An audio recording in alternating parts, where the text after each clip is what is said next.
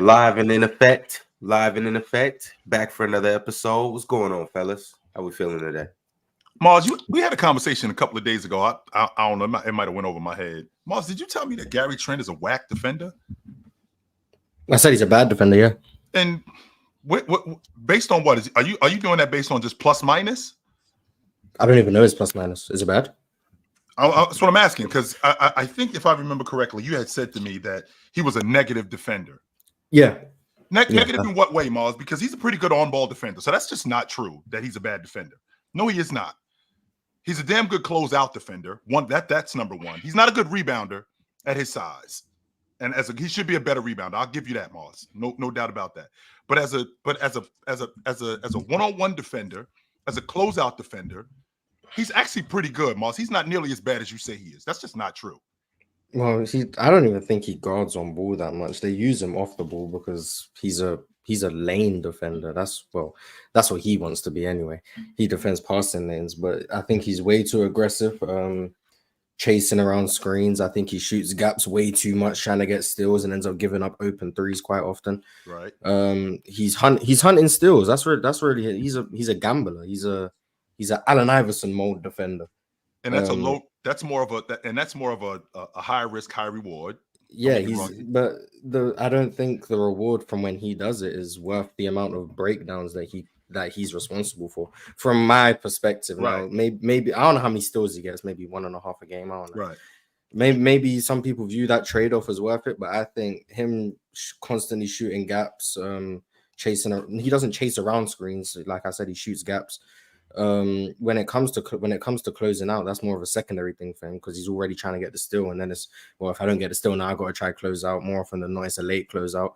I don't know like the percentage people shoot when he's the contestant defender. I'm not looking those stuff up, right? But I don't think he's the best defender in those situations. And like I said, on the ball, he's not really an on-ball defender. They don't use him in that way. When he does guard on the ball, I don't think he's lockdown. I don't think he's a liability, but once again, it's him trying to get a steal. So he does play up over aggressive. Sometimes he gets hit on screens because of the fact that he's playing way too high.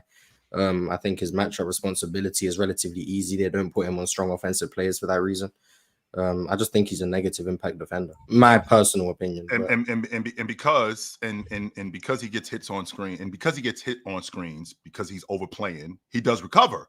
So he's not always at a position. In fact, there's times when he's been in position. That's why he gets steals, right? Not only does he get steals when he contests shots, he does stuff like that. Now, coming off screens, that's anybody. When you're coming off 2 and 3 screens, that can make things difficult for anybody. That's where help defense comes in. That's where schemes come in. But when you're talking about a guy who plays as hard as he plays, not only plays as hard as he plays, who I think Gary Trent is a lot smarter than you give him credit for, Mars. Like when you're talking about defenders, when you're talking about defenders who gamble a lot, right? When you're talking about defenders who gamble a lot, sure, they can put themselves in a position where it can be bad for them, but they can also put themselves in a position where it can be good, which goes back to the original logic about him being in passing lanes, getting steals, and not only getting steals, but I don't think you give him nearly enough credit being on the ball because he does have a lot of deflections. With him having a lot of deflections, that comes from him being stronger than what you give him credit for. Now, I don't think that he's Drew Holiday. I don't think that he's Marcus Smart. I don't think that he's that. Absolutely not. But to say that he's a bad defender, I'm not going to go that far because I think that I think the value that he would present on the Denver Nuggets, I think that he would give them a lot more value than they already have. Don't get me wrong, Moss. He ain't KCP, but I think that what they have right now, he would definitely upgrade that defense on the perimeter. Mars, I did think he was a good defender. Well, you guys think what you want. I'm not saying, oh my God, you think he's good, you're crazy. I just don't know. I never thought he was whack though, like ever. Well, okay. Sometimes, like I thought he was, and I thought he was. What made you think that though? Like, in what instance or what occasion were you like, yo, Gary, you're cooked? Oh, well, what significant play is there that's like, oh my God, I don't know, or just game. Well, so there's times, Mars. I don't know, because some of it is I'm just watching him. I mean, maybe some of it is he got hard done by the fact he was on that horrible Portland defense for so long. So it's like, okay, and I just saw a lot of breakdowns coming from him. I'm not like remembering, this specific play when they played against Milwaukee on December the 13th. I don't remember that. I just, every time I'm watching Portland, I'm there. All of their backcourt players were just egregious on defense, and that was him included. It was him, Dame, CJ. When Anthony Simon started getting minutes, he was a terrible defender. They just had bad defenders all around. And Gary Trent was part of that group, in my opinion. And then when I watch him in Toronto, like I said, I will defer to Toronto fans who watch Toronto more than me. It's still more of the same over-aggressive defensive style. Maybe I have a bias towards guys who are those aggressive passing lane types of defenders, and I just don't view the positives outweighing the negatives of all the breakdowns that I believe they're committing. So maybe that's where maybe it's just I don't like his defensive approach. So maybe like I always try to be impartial, but there's always things I'm going to favor versus not favor when it comes to offensive or defensive players. Defensively, I've made it abundantly clear I'm not a huge fan of these overt risk takers. Especially if you're not like one of the top tier risk takers. I don't think Gary Trent is that. So maybe I'm just more down on his defensive approach. So maybe I'm docking him more points than he probably should. But the closest I'd go is he's a slight negative. I'm not going anywhere above positive. Which would explain, Mars, why you feel the way you do about Jordan and Kawhi Leonard, because Kawhi Leonard is more of an on-ball defender. He doesn't take a lot of risks. Not only does he not take a lot of risks, he's really good with his hands. Jordan, on the other hand, Jordan is definitely more of a free safety. He does get his head turned a lot. So now, okay, it makes sense now. It's why I prefer old Jordan's defense to young Jordan. Like I prefer like 96, 97 Jordan on defense than I do 88 Jordan. Right. Even though like 88 Jordan was defensive player of the year and all those things. So I have my preferences. I try to be as impartial as possible, but I do have preferences. So maybe we all do. We all do. We all do. I'm partial to the big man, so I get it. Yeah. So yeah. Shout out to Gary Trent getting the opening segment. Absolutely. Yeah. Shout out to Gary Trent. It got brought to my attention that I kind of just let that slide. Like, wait a minute, Gary Trent's not a bad defender. I ain't saying that he's Alex Caruso. Let's chill out on that. We ain't going that far, but no, he's not a bad defender. Where's Gary Trent? He's in Toronto. He's still in Toronto. Okay. I think I heard the Bucks are trying. So y'all was talking about him for no reason? No, we was talking about. I think he's a free agent this year. I'm not saying he's a free agent. He's available. Yeah, he's a free agent this year. And Mars and I we were talking about him on like Denver or something. Gifted said, "Oh, he's a okay defender," and I gave when I'm not talking, I do my little look of like disagreement. I did the little look of disagreement. Gifted noticed it. We had a little. I know what look you're talking about, Morris. Yeah, the look of disagreement. So I disagreed. We didn't. I did say then I was like, I'm not trying to have a conversation about if Gary Trent's a good defender or not. So I just thought he was bad. Chill didn't really say anything, and that's why we're bringing it up now. Yeah. So yeah, I don't think Gary Trent's a great defender, but I heard the Bucks are looking at him. I think he can help Beasley them. I do. I think he can help them. Sure. It depends on the price. He'd have to take a pay cut, I'm assuming, if he wants to go to the Bucks. But yeah, he could be okay. I'm not a Gary Trent guy personally, so I'm not too high on it. But I think he'd be solid for the Bucks and for the Nuggets too. I think he'd be better for Denver. I think he'd be better for the Bucks. The reason why I think he'd be better in Denver because he does shore up an issue that they have. I mean, Gary Trent can shoot the ball. He's not KCP. He's not a guy who's a knockdown who can knock down open shots like KCP could. But I don't think that he's the defender that KCP is, but he does give them some of that value back as opposed to just losing KP and getting nothing back in return. I do think he shores some of that up. I don't think he's the movement shooter KCP is off those DHOs and stuff. So that's why I think he's better on the Bucks where he can spot up more. The Nuggets don't have spot up shooters; they have movement guys. The Bucks need spot up guys because they got Dame and Giannis who are going to be creating spot up shots for people. So I think he's just better suited there. Also, I'm not 1,000% sure, but I'm pretty sure he shoots over 50% on wide open threes. That's pretty sure. Good. That's damn good. KCP or Gary? Gary Trent. That's pretty good, man. Gary definitely. So if you can get him wide, if you can, like, I might have just made that up, but I'm like 60% sure he shoots like. So if you're playing with I'm gonna check because maybe I just lied to everyone. I'm gonna check. Let's say you over embellish and let's say it's 45% on open over embellish. If you playing with a dude like Joker, if you can, and Joker's going to create open shots for you, whether it's off the move, 51% on wide open threes, wide open 51%. So if you playing with a dude like Joker, who's going to get you wide open looks, whether it's in transition, whether it's in half court, whether he's going downhill and you a spot up shooter, or even on the move, wide open. I mean, that's a plus for them. And on top of that, what he provides for them defensively, because if you look at Denver's scheme, it's a lot of help off the ball. And when I say help off the ball, I mean closer to the wing as opposed to in the post. And he's also one of those guys who digs in the post. So with him, that's where he gets his head That's why he ends up getting his head turned when he's playing defense, because he's digging in the post and guys end up beating him back door because he loses sight of his man. But I think he'd be great on Denver.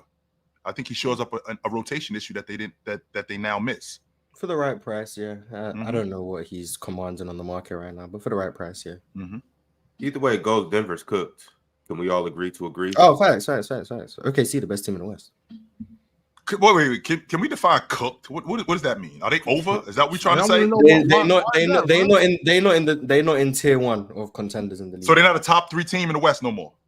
Oh, I just said in the league, they're not tier 1. If KCP makes that much of a difference, then y'all can't say that they weren't tier 1 this last season. No, yes, they were, Mars. Come on, 100% they were in the NBA or in the West. If not, well, if that's the stance you're taking to Mars, then this is directed more to everybody else then, because most people, I'm being one of them people. I thought Denver was certainly a contender last year. They were the favorites. No, they were. They were a contender. They just went but not a tier 1 contender. Okay, but is KCP making that much of a difference? I mean, because they can still let's say if they do grab Gary Trent, I think Jokic and Jamal are still good enough to bring him in just the same way as KCP. I think KCP is better than Gary, but I don't think it matters that much like for that role. Like he does good enough for what he's going to be asked to do. I think Christian Christian. I think he's getting stronger, getting better, getting more used to the NBA thing. So I think Denver's pretty much at the same level if they replace him with some KCP with somebody. The depth is the depth. In my opinion, because I was talking about early on in the season, like preseason and stuff. It was Denver's got it. Then as the season went on, I started becoming lower on Denver because once again they were overexerting their stars. The depth was a serious problem. And then the playoffs come around and Peyton Watson can't play in the playoffs. Yeah, ideally he can shoot one day. We'll hopefully, but their depth is the biggest problem. And then you lose KCP from already what was a maybe 7-man rotation. True. You're still lacking the depth. That's why I wouldn't call them tier 1. Some of it might be revisionist because I remember during the season I had Denver in like the top 3 or 4 in the league. But I do remember in like February saying they're not. I didn't think they were going to make the finals. Now I didn't have Dallas. I had Dallas in the conference finals, but like OKC, Minnesota partially, especially once I saw the playoffs. I don't think they're in that tier 1 anymore. I think OKC, Boston, the Knicks, Minnesota. If I want to be biased and say Philly, those are all teams I'd say right now would have a better shot than them. Please don't be biased and say Philly. Nah, Philly too, man. We're gonna be healthy. Philly too. We're gonna be healthy. I'd say they all have a better shot than with what Denver has right now, right? They haven't made any other moves, but with what they have right now, are they still a top 3 seed in the Western Conference? Right quick, before you answer that, Damo, you good? Was it something I was saying?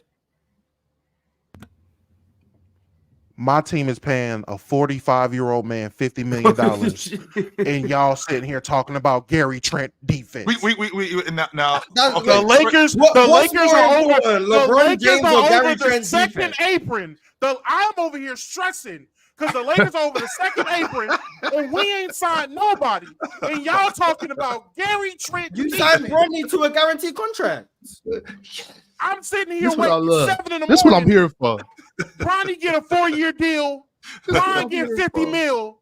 And Dalton Knapp talking about getting number 4. I ain't seen no other new player get signed. We ain't got no trades. We still got D'Lo. And y'all over here talking about Damo, wait a minute. Wait a minute. And I'm supposed to care? Okay, I apologize, Damo. I really do. Damo, wait a minute.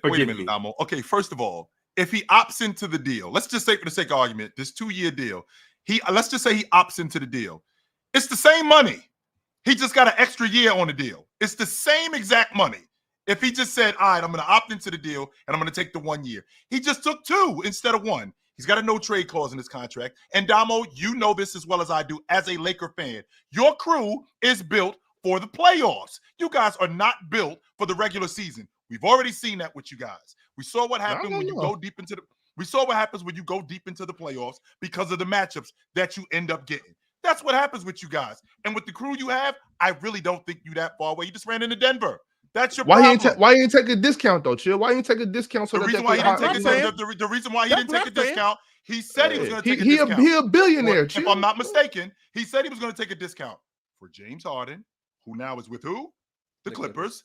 For Klay Thompson, who is now with who? The Dallas Mavericks. And DeMar DeRozan, who is obvious he ain't coming to the Lakers. So now what's left? What's left is you didn't Gary get. Trent. Oh my God.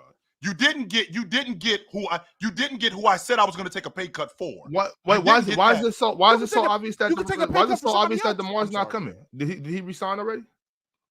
He's trying to get out. He's trying to get out. I heard Miami. He's talking about he's talking about signing a 1-year deal to hit free agency next year. That's something I've seen with DeMar. Basically like a prove it deal. Yeah. That's with Chicago, Damo?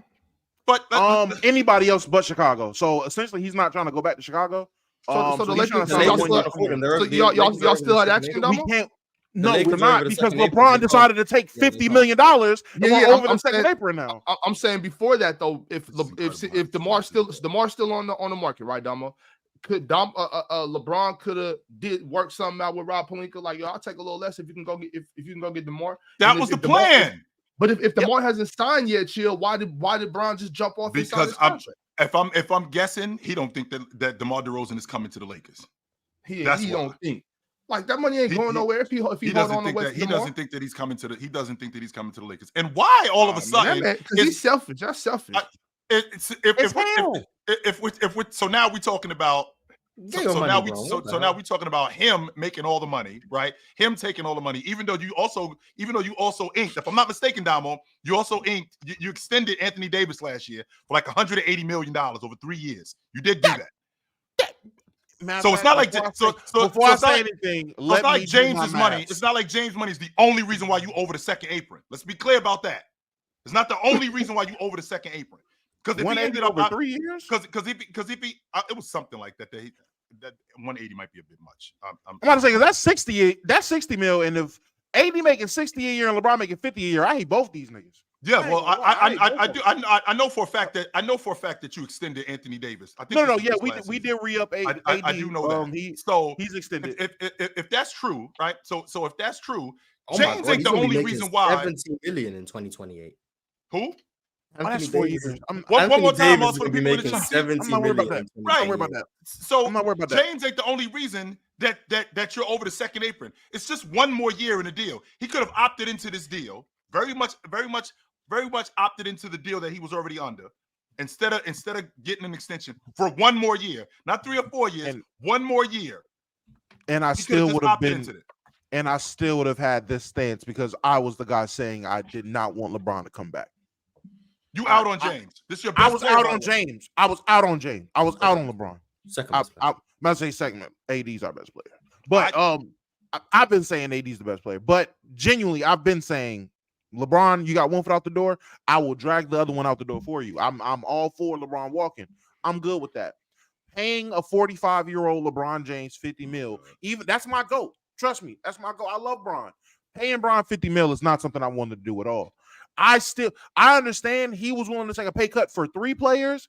I feel like you should broaden that up because you've seen what our roster looked like. You've seen what you had to play with last year. I understand we're not built for the regular season, but the regular season does matter because we wouldn't have been in a situation where we're fighting for the play-in or trying to decide, should we win? Should we lose to be on this side of the bracket or that side of the bracket? We should just solidify our spot and be a good damn team so we can just go in the playoffs and do our job. And every other role player should do their job. He won a championship with role players doing their job. That's what we need. And we get that by you taking less money and we bringing more role players on. Now, the fact that the Lakers haven't been able to sign nobody is crazy. I do feel like that is due to the fact that we targeted the guys that LeBron claimed he was taking a pay cut for. We spent all of our damn time chasing after Clay, who doesn't want to play for us because it's too much like playing for the Warriors. We spend all our damn time trying to figure a way to get DeMar over here, and he don't want to be over here. We spent all our damn time. I don't even know if we gave JV the contract he was looking for because $10 million a year from the Wizards seems like something we could do. That seemed very doable. So for him not to do that, either we screwed that up or he just didn't want to be a Laker. And if that's all, and James Harden went back to the Clippers, which if LeBron was wanting James Harden, you're a bigger issue than I thought because I thought we were over this after Russ. And if we're still not over this after Russ, LeBron is a bigger issue than I originally thought. At first, I thought it was a 50-50 LeBron's wants versus the front office incompetence. Now I feel like it's 60-40, 75-25. If LeBron is still asking for these guys that are genuinely not about to help us contend or compete for real. If he's genuinely about to ask for these guys that's going to handicap us from being a competitive team. This offseason is killing me. It's genuinely killing me. Because not only am I witnessing in real time Laker tax for trades for players that we swore we could get, and people swore to me, oh, we didn't have enough to get these guys, and these dudes are getting traded for Dyson Daniels and Larry Nance and other things like and other second-round picks. So on top of me witnessing all this Laker tax players going on all around the league, I'm also witnessing us not even sign remotely any role players. Anybody. I thought at least we could get Chris Dunn. I thought Chris Dunn was realistic for us. I genuinely did. He looking like he's going to be a Clipper. That's how I knew it was over. That's how I knew we were done. Laker tax real, Damo?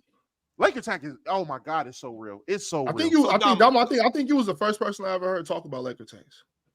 It's a real thing. I never even noticed that. I never realized it. It's a real thing. Teams won't trade with us unless we're giving them overwhelming amount of value. They have to clearly be in favor of the trade or whatever it is, but it's clearly a thing. The Lakers can throw out a trade offer that is on par with what any other team is putting out there, and genuinely the consensus from the media, people in the chat, and GMs, I guess, is that ain't enough from the Lakers, but it's enough from the freaking. It's Damo, enough from the Hawks.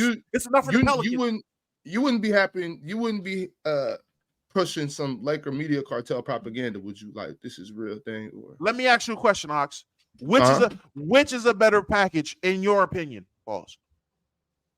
D'Lo, Rui, J Hood in a pick. Larry Nance, Dyson Daniels, 2 picks. Well, D'Lo kind of ruins your package, but I get what you're saying. Your best long ball shooter. Dyson Daniels cook. Dyson Daniels. No, I get you. I get you. But you see how that doesn't seem like that doesn't sound like too crazy of a difference of value. But people will tell you, but everyone will say, oh my God, D'Lo, y'all really trying to get D'Lo off like he's worth something, but y'all can't tell me what hand Dyson Daniels shoots with. Right. I'm not talking about you, Mars. Right. Well, I'm saying right. Yeah. You got the point guard Dyson Daniel highlights from the G League apparently. Like, for sure, Point Dyson, yeah. But everybody else, they can't tell you what number Larry Nance was. You got to pay the cost to be the boss, Damo. Y'all want to be the boss, y'all got to pay the cost, man. Heavy is the head that wear the crown, dog. A little bit of taxes. There's higher taxes on the rich, right? Don't they tax the rich a little bit? Yeah, I think Chilltown sent me something saying the Lakers are interested in re-signing Torian Prince. I almost threw up. Y'all gotta put somebody in them jerseys. So put us in the jerseys. Hey, I'm here for it. If Bronny can get a 4-year guarantee, give me some nepotism. So I'm going to Sacramento. So Damo, the guys that you already have in terms of your rotation, guys, I still think you need to show up your front line because absolutely is it Spencer? I think he's still on the crew. I think he's still on the crew. No, not Dinwiddie, the big guy. Christian Wood and Jackson Hayes. Jackson Hayes. I keep thinking Spencer Hayes. I don't know why I keep thinking that name. What the hell am I thinking? But anyway, so you have that on your front line. Damo, you want to shore up more role players. So with shoring up more role players, these role players that you have are going to have to play a bigger role because in your estimation, you want James gone. So if you want James gone, absolutely. If you want James gone, what are we actually doing with these role players, and who are we replacing James with? That's my question. That's number one. Number two, and I want to hear this from you, Damo. Number two, we got to remember also that this is the business of basketball, and how much business does this do for the Lakers? One, getting James back in the fold with his kid. How much of a bigger deal this is for the Lakers for ticket sales? I'm 100% confident that the games that the Lakers play, they're going to be on TV more this season than they've been in the past. I'm sure of that. I know that you hate that, but that is true. They're going to be on TV more this year than they've been in the past, off the strength of having both James and his son. That's number two. Number three, if you think about how this team is constructed, they have a crew outside of Denver. I do think that you could compete in the Western Conference in the playoffs. We're talking about a Dallas team that was 5th. At one point, they were at the bottom of the Western Conference play-in tournament. They ended up in the NBA Finals. Yeah, they made a trade that ended up working out for them, but they ended up doing that. The Lakers, on the other hand, with the crew that they had, they went to the Western Conference Finals with this crew. If you can avoid Denver, maybe we can have some traction here. I think, Damo, what you looking for? Is some sort of direction. What exactly are we doing? Who is our franchise player? Who are we building this thing around? Is this going to continuously be a circus, or are we moving forward with somebody and for the future? I think that's what it sounds like. Matter of fact, I can tell you exactly what I want, Chill. I want to blow this shit up. That's what I want. You out. I'm ready to blow it up. I'm done. I'm over it. I've been too optimistic. I gave it too many puncher chances. I've seen too many different tinkering and tankering of roster constructions and all that. I'm done. We won one chip in 2020. What happened? Is this a bomb threat, Damo, or are you saying trade everybody? Yes. Because remember, Damo, this was just last season. Like you was talking about with your crew. There was a guy that was on the bench who you hated, by the way. You absolutely hated this guy. Absolutely. You hated this guy with a passion. So now you got a different guy over there, a little bit more arrogant, maybe knows a little bit more about basketball. And I'm not saying he does. Maybe knows a little bit more. We don't know exactly. The schemes are going to be different offensively. He's going to look to shoot the ball more because he's a shooter. He's not going to be like Taurean Prince where, this dude is kind of the mold of me, so I want to play him more. He may be doing that more. He may be doing that more with a guy like Austin Reeves. Like, Austin Reeves, I kind of see a little bit of myself in him. So I wouldn't be surprised if he was involved in the offense more than he was last year. Plus with D'Angelo Russell, I do think D'Angelo Russell has some value. Contrary to what you might think, Damo. I do think that D'Angelo Russell has some value. He was the best long ball shooter that you had. He was great. He was great with the ball. He was great playing off of James because James being a distributor. He was great with that. I think your problem is matchups. And your biggest problem is in the Western Conference with the Denver Nuggets. I don't have a problem with you guys against anybody else. It's just the Denver Nuggets. I'm ready to blow it up. I'm over it. The same way I was talking about the Pelicans going and wrap it up. Hey, Lakers going to wrap it up too. I'm over it. Let's go ahead and new regime. We got a new coach. Let's go ahead and let him. You were talking about he might see a lot of himself in Austin Reeves. I think he sees a lot of himself in Dalton Knapp, and we're just gonna start from there. Let him start with the rookie and rookie and Reeves. We're gonna have a cool white duo.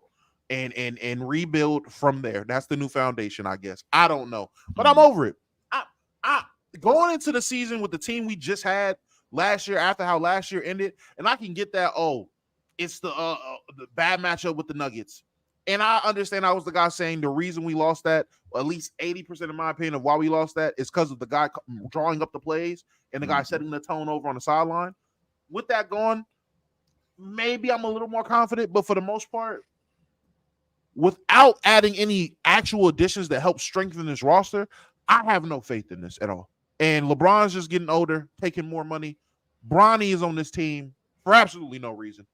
AD's getting $78 million in like 3 years.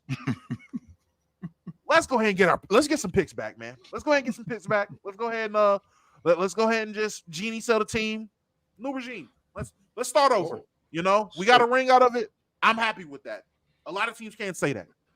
But this day just got so much better. Oh, the Lakers downfall. Yeah, I just love everything about this. I was because paying attention to like the stuff JJ Redick says and listening to like the rookie introductory press conferences and whatever, it seems like there's a big emphasis on player development. That's something JJ spoke about a lot. And Bronny and Dalton coming in, and you got Max Christie, Maxwell Lewis. Do you think that I left him out because I didn't want to annoy you? But so do you think it's possible that instead of getting additions through free agency, we're trying to develop in-house? So Max Christie, who wasn't a big part of the rotation last year, but has shown he can defend, has shown he can knock down shots. That's an addition without free agency if he's in the rotation more and he develops. Dalton Connect, who just wasn't on the team last year. He's an older rookie. He's experienced. He can score. He can shoot. He's going to be in the rotation now. So that's basically a free agent addition. We'll see what Bronny can give you. 4-year guarantee contract, maybe theoretical POA defender who can shoot. That's the upside. So with their player development with him, Maxwell Lewis has shown he can score, he can create his own shot. I'm going to leave out J Hood. But do you think it's possible that all of those guys, maybe Jackson Hayes develops and starts understanding the game and you have a viable backup big? Do you think it's possible that that's how they're looking at it, as developing in-house and we don't need to go out and get a Gary Trent Jr.?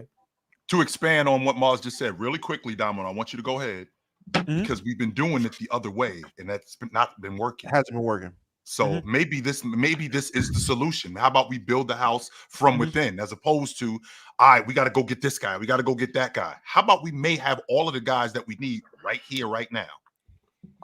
I am not mad at that thought process, and I'm not mad at it at all. I would love to see it. Seeing it. It has to happen.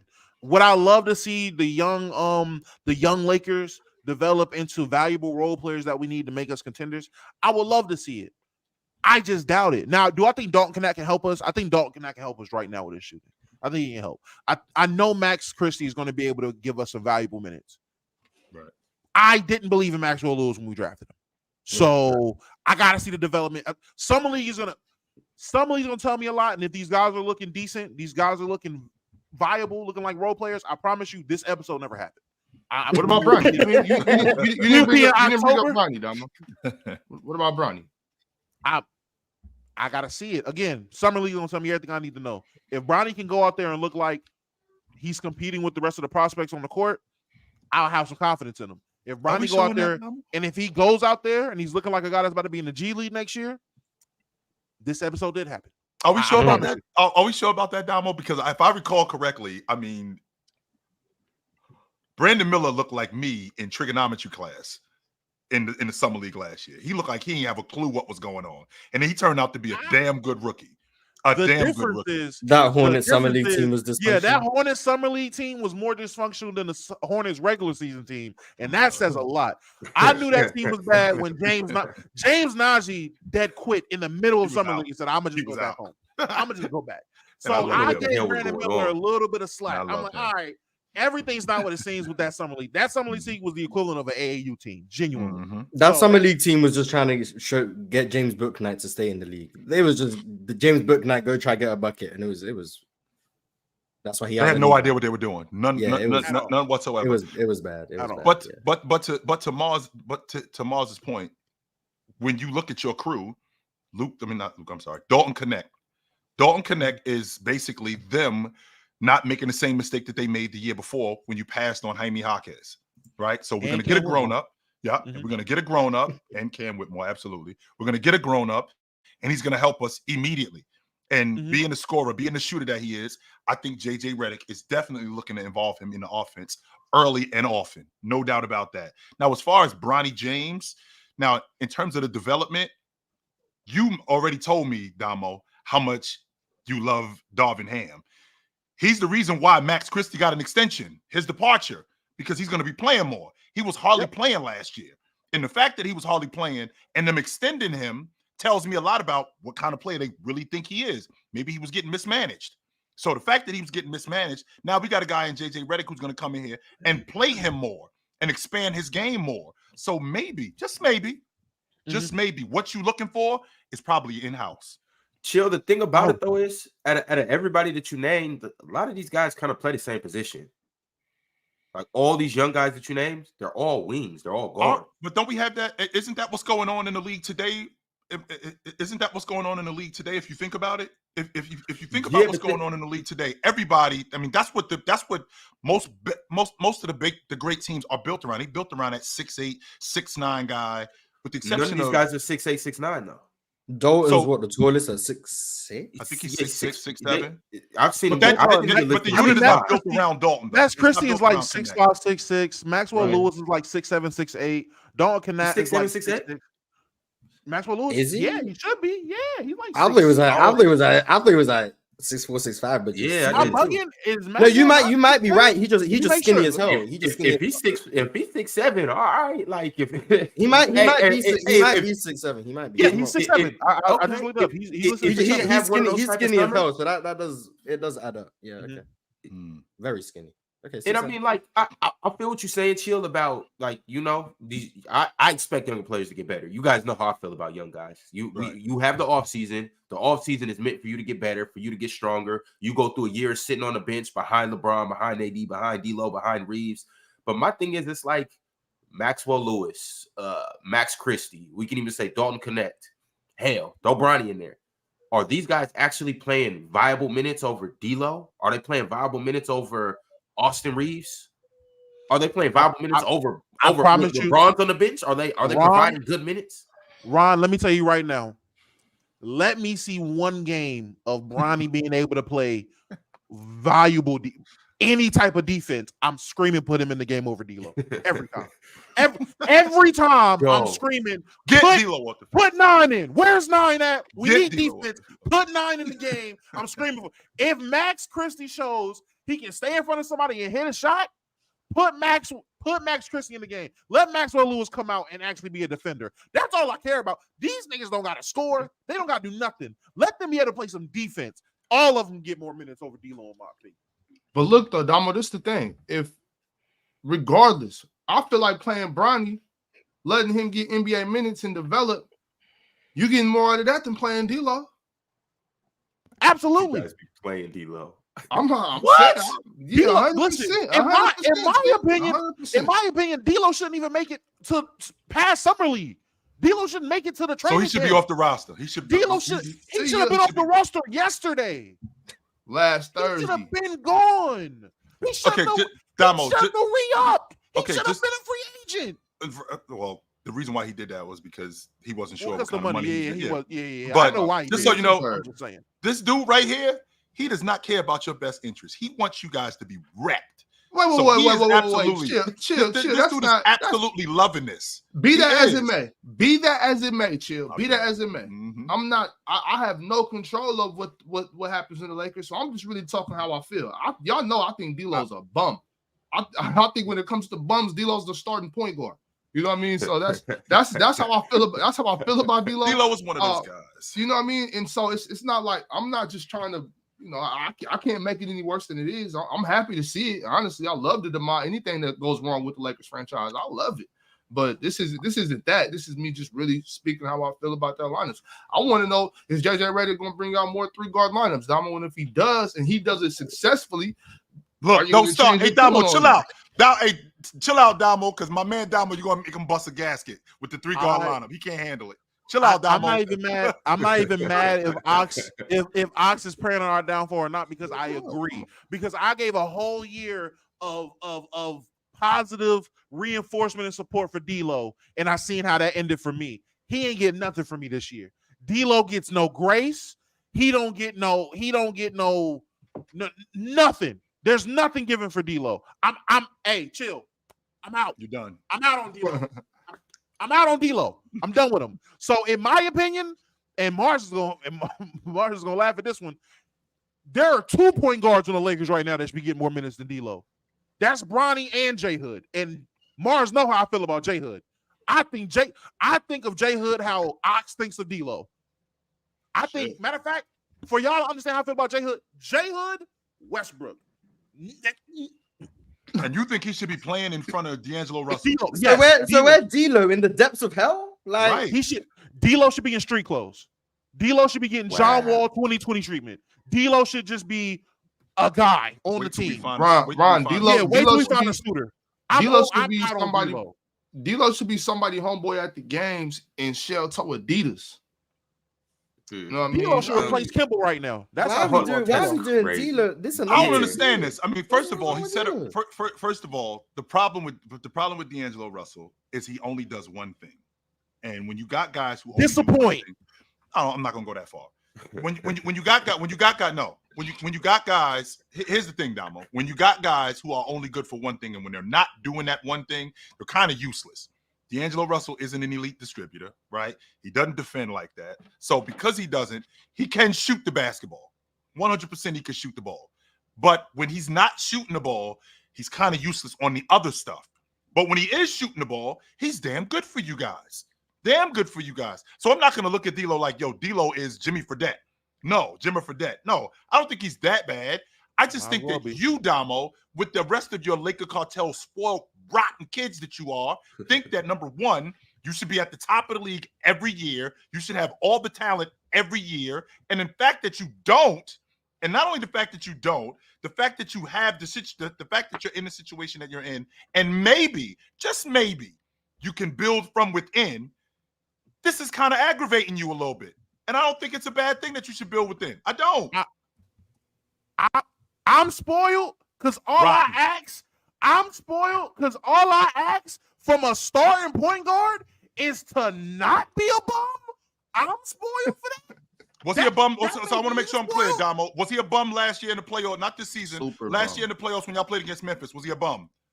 Against Memphis, no. I won't call him. How about against the Warriors? Was he a bum? He was cool against the Warriors. He was actually pretty good, wasn't he? And he was cool against the Warriors. And this season, it just passed. Was he a bum? Bum. In the regular season? No. Yes. Shot phenomenal regular season. I thought he was actually. Wait, Damo. He was. No. At first, no, because you lying. Y'all lying.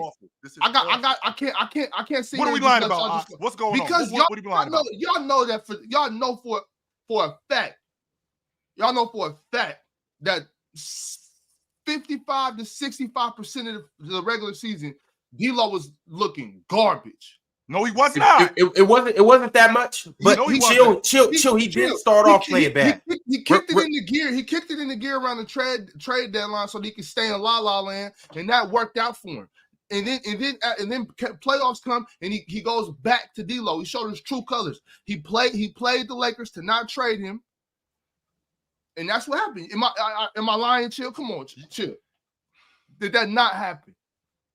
What did happen? You only want to talk about the good times with D-Lo when there's so much. No, I don't. No, I don't. No, I don't. Because I just brought it up. Ox. He's one of those guys who only does one thing. And if he ain't doing this one thing, he's kind of useless. There's really not much to him. There's really not much to him when he's not doing this. So with that being said, okay, sure. He wasn't all league D'Angelo Russell. He wasn't an all-star D'Angelo Russell, but he wasn't terrible. Okay. What I think people expected from him was for him to be much better. And then he started, to your point, yes, he did. Around the trade deadline, he did get better. Yes, he did. I think it was like a month before the trade deadline. He started picking it up a little bit more. And then we got into the playoffs, and they ran into Denver. And that was the problem. Denver as a team, but what? I don't think Denver is the reason D'Lo played bad. I think D'Lo just laid an egg. It's not like same thing happened last year. That's what it looked like. Same thing happened last year against Denver. Yeah, because Bruce Brown was punking him. He was bullying him, but Bruce Brown wasn't there this year. And maybe it might have been some lingering effects. A mental thing. Yeah, maybe it might have been some lingering effects where it didn't just go away, where he goes back and goes 0 for 9. Like, we can't have you going 0 for 9 from the floor. That doesn't help us at all. No, it doesn't. Yeah.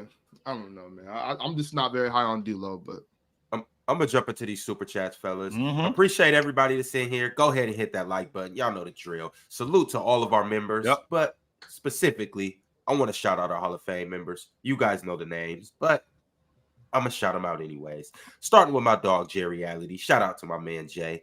Cobra, son of Raditz. Gotta give him a big shout out. Mikhail, big ups to you, man. Appreciate you for being a Hall of Famer. Dorian Clayton, our longest tenured Hall of Famer. Salute to him. And also my man Kendall Daniels. Y'all know the face. He came up here a couple times. Big shout out to Kendall Daniels. Got a couple new members today too. Two Clutch C became a member today. Shout out to him. And Bird North sent through a super chat. He's been a member for 2 months. He says, shout out Ox's K-Mac jersey. Hey, when'd you get that? I just ordered it online. Okay. What made you get that jersey? I ordered all my jerseys. I'm just stocking up. I got some more. I got more on the way too. I'm just stocking up on my jersey game, But what made you get K-Mac though? Cause she dope. What? She is cold. Kayla McBride, she go crazy. I don't think enough people talk about Kayla. I think she, she deserves some shout outs.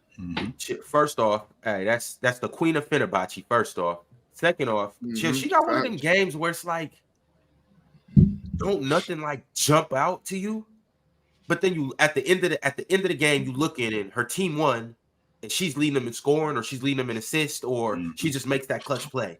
And you just keep seeing her do it over and over and over again. And you're like, damn.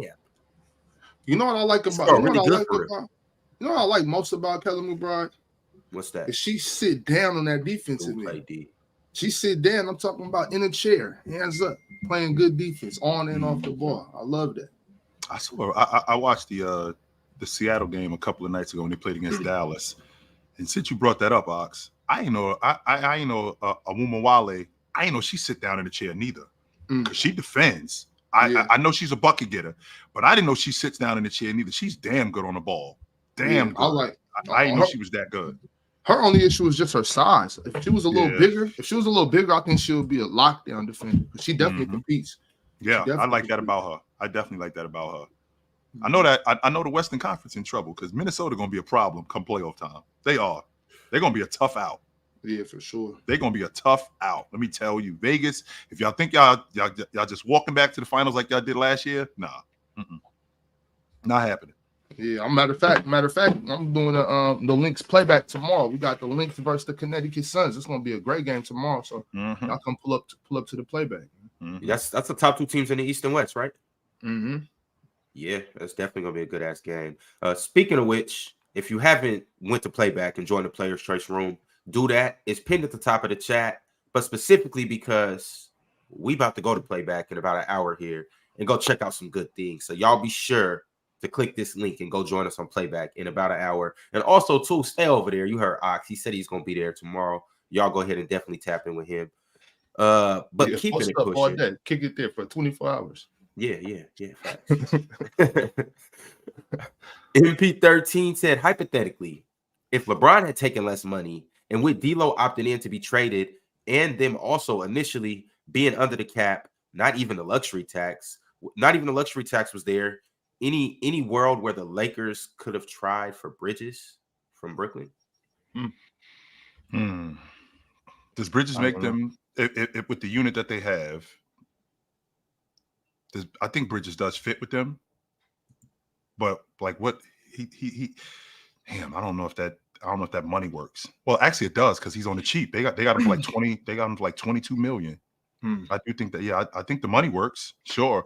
What would the Lakers have had to give up? Because I don't think they had anything to give up to Brooklyn. Like, would Brooklyn have taken D'Angelo Russell? Would they they don't have any draft picks to give to Brooklyn? Because I think Brooklyn was trying to get the draft picks back more than anything. Because how many did they get back? They got 4? 5. 5. Damn, shit. It's nothing the Lakers could have gave up that would have been better than the and they got their picks back from Houston. No way. It's nothing they could have gave up. Like Bridges in New York or in LA sounds good, like obviously, but come on, it wouldn't happen. So that 200 that you robbed me from, Mars, I got that back. Yeah, that wasn't. Yeah, that's not. Keep your hands out my pockets. Hey, I wanted to ask y'all because I was listening yesterday, and I was first of all, W stream yesterday, y'all. Good work. I liked what y'all was talking about. Salute, I wanted to ask y'all a question though, because this is kind of on the topic of yesterday. I don't know how the money adds up, right? I haven't checked all it out, but I was thinking last night. I laid down. Is it any possible way, y'all? Because D-Mitch just signed that extension with the Cavs, right? Yep. And y'all was we was all not we, because I think he deserves it, but everybody was saying that the Knicks paid too much for OG. Is it possible that these two teams are gearing up to do a switcheroo? A swap? No, not at all. Because I'm listening to him talk about the Cavs and DG and D-Mitch not being able to play. They're not sure if they can match together. They need another bigger wing and whatnot. Is that at all? Like I understand if you think it's not going to happen, but is that something that could possibly happen? Like they could work out for each other? Well, first of all, JB getting fired was one of the main reasons why Donovan signed back. So with him getting canned, that helps. Now that means that Darius Garland is on the trade block. That's now what that means. So now with Darius Garland getting moved, and Mars hates the small guard lineup. I don't hate it.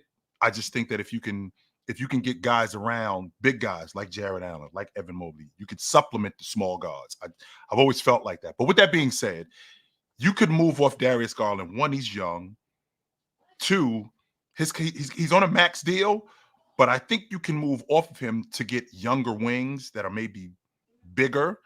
Mm-hmm. I don't know if I love Donovan Mitchell on the ball primarily. I like Donovan Mitchell on the ball. I don't love him on the ball primarily. So I do think that you would have to get a bigger, if you're going to get a bigger guard in here, you got to get a bigger guard in here who handles the basketball. Because I don't like Donovan Mitchell on the basketball primarily. I don't like them together anymore. I'm off that Cleveland thing. That Cleveland thing. I like their roster construction, just besides the fact that those two are just little. Like, you don't need both of them together. I would definitely be moving off of one of them. And honestly, I'm sticking with Evan and Jared though. Like, me too. I like them two together. I think both of them are mobile enough. They move their feet enough. They got enough skill. They play incredible defense. I couldn't see myself letting them go.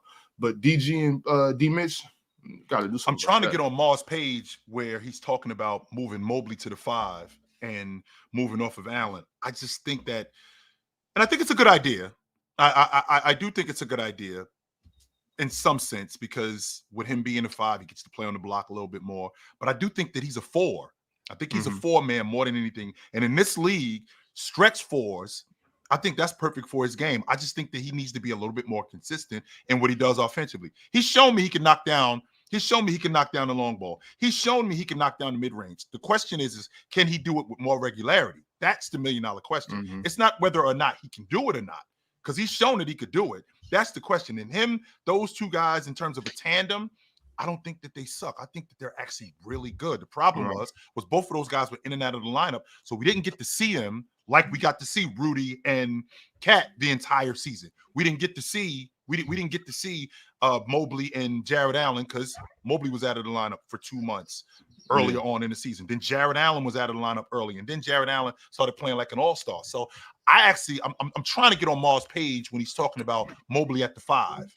I can see it though. I can see Mobley at the 5. It's just that if I were to put Mobley at the 5, I would have to get like DG still got to go, and I would be moving Jared Allen, and I would need somebody back that's a big power forward or a big 3 that can stretch the floor. I'm looking like I know we keep saying his name over and over, but it'd have to be like a Lauri Markkanen type player. You know what I mean? I'm not, you know what I'm saying? I wouldn't trade him for another big, to come off the bench behind Evan or something. I don't know. It depends on what you can get back for him. But I'm not mad at Evan at the 5 either. I'm just saying if we already got Jared Allen and Evan Mobley, I'll stick with that. I can't move Jared Allen to the 4 because he's definitely a 5-man. So I can't move him to the 4. Right. But with that being said, Brandon Ingram. I keep hearing, and sure, Ox, you were talking about, Lauri Markkanen. With that being said, I don't know who's doing business with Danny Ainge. When Danny Ainge says that Lauri Markkanen is on the, I'm telling you, you're going to walk out of that car dealership thinking that you're going to get $350 on your car payment. It's $800. I'm telling you, dealing with Danny Ainge. I'm telling you that right now. So I don't even know if this is a good trade. Just throwing it out there. If we were to say, here, Danny, take DG and Jared Allen, give us Lauri and one or two of those picks back, or something like that. Like, I don't know. Is Danny Ainge gonna? If you're taking Darius Garland, and who else did you say, Ox? I'm sorry, Jared Allen. And if you're taking Jared Allen, I'll tell you right now, 2, I need Walker. 4 of them ones. I want 4 of them. What about Walker? Yes, Walker Kessler. You could bring Walker Kessler, Lauri Markkanen, and 2 first back. Let's run it. Because Donovan Mitchell went for, if I'm not mistaken, Rudy went for 4. Mikal Bridges went for 5. If I'm not mistaken, Darius Garland is 24 years old, made the All-Star team, so he's got a huge upside. Two ones for him ain't enough. 2 ones is not enough for him. No way. All right, y'all. DSG Piccolo with the super chat said Lakers really gave an 80-year-old man $50 million and a no trade clause. Also, DeMar's not taking the MLE. Watching these niggas work is funny. Can y'all get Kendrick Nunn, Damo? When Damo gets back, I'll definitely ask him that question, DSG Piccolo. But I want to talk about DeMar DeRozan right quick, though. Where do you guys like him? I like that Miami idea. The big 3. big three. Oh man. You think he out the league, Mars? I'm not doing that. No, yeah, Mars is wild with that. No, Mars. You asked where I'd like to see him in the big three. Let's chill out on that. No, let's chill out on that, Mars. He's not over. Let's chill out on that. I ain't say he was over. I just said that's where I'd like to see him. I like to see him in the big three. That'd be tough. So DeMar would eat in that big three. Let's saying. Clarify that. DeMar would go absolutely chill. He'd be wasting. I understand this is. Phil, I understand this is 100% bullshit, and we all know he's not going there. But DeMar DeRozan in that big three would be elite. He would be wasting his time in the big three. 100% he would be. There'd be no reason for him to go there. But if you think about the teams that's right now, what they have, he doesn't work in Oklahoma City. Denver, could they shore up that KCP spot with him? I think they could shore it up, and I do think that he does work for them because he shoots the ball in the mid-range. He doesn't really stretch the defense, but he does shoot the ball in the mid-range. He gives away all of the defense that KCP provided, though. All of it. And you don't have the guys to protect him on defense, nor do you have the guys to protect him and Jokic on defense. DeMar's not that bad of a defender, though. Yes, he is, Ox. Yeah, he is. I remember we did have this argument before, like a couple months ago. It was because of this KCP and DeMar. When Swipe was up here, I just disagree that DeMar's a bad defender. I really do. And today, I think today, if you could tell me this, Ox, what kind of defender did you think he was? Let's say 2015. On a scale from 1 to 10, 1 being Luka, 10 being Drew Holiday. He had a 70%. I'm gonna keep somewhere mediocre. Somewhere mediocre, chill, like a 6. You know what I'm saying? Okay, so a 6, a really high 5 or something. I'm not saying he's a lockdown defender, but look, even back then, though, chill, I think he was even a little better on defense.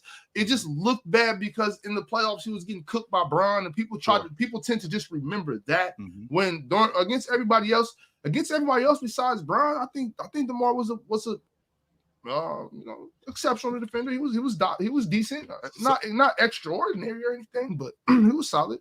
So with that being said, Ox, okay, that was in 2015. That was 9 years ago. He was a 5. Okay. What does he look like today in 2024? I said 6. Okay, let's say 6. I'll give you a 6, Ox.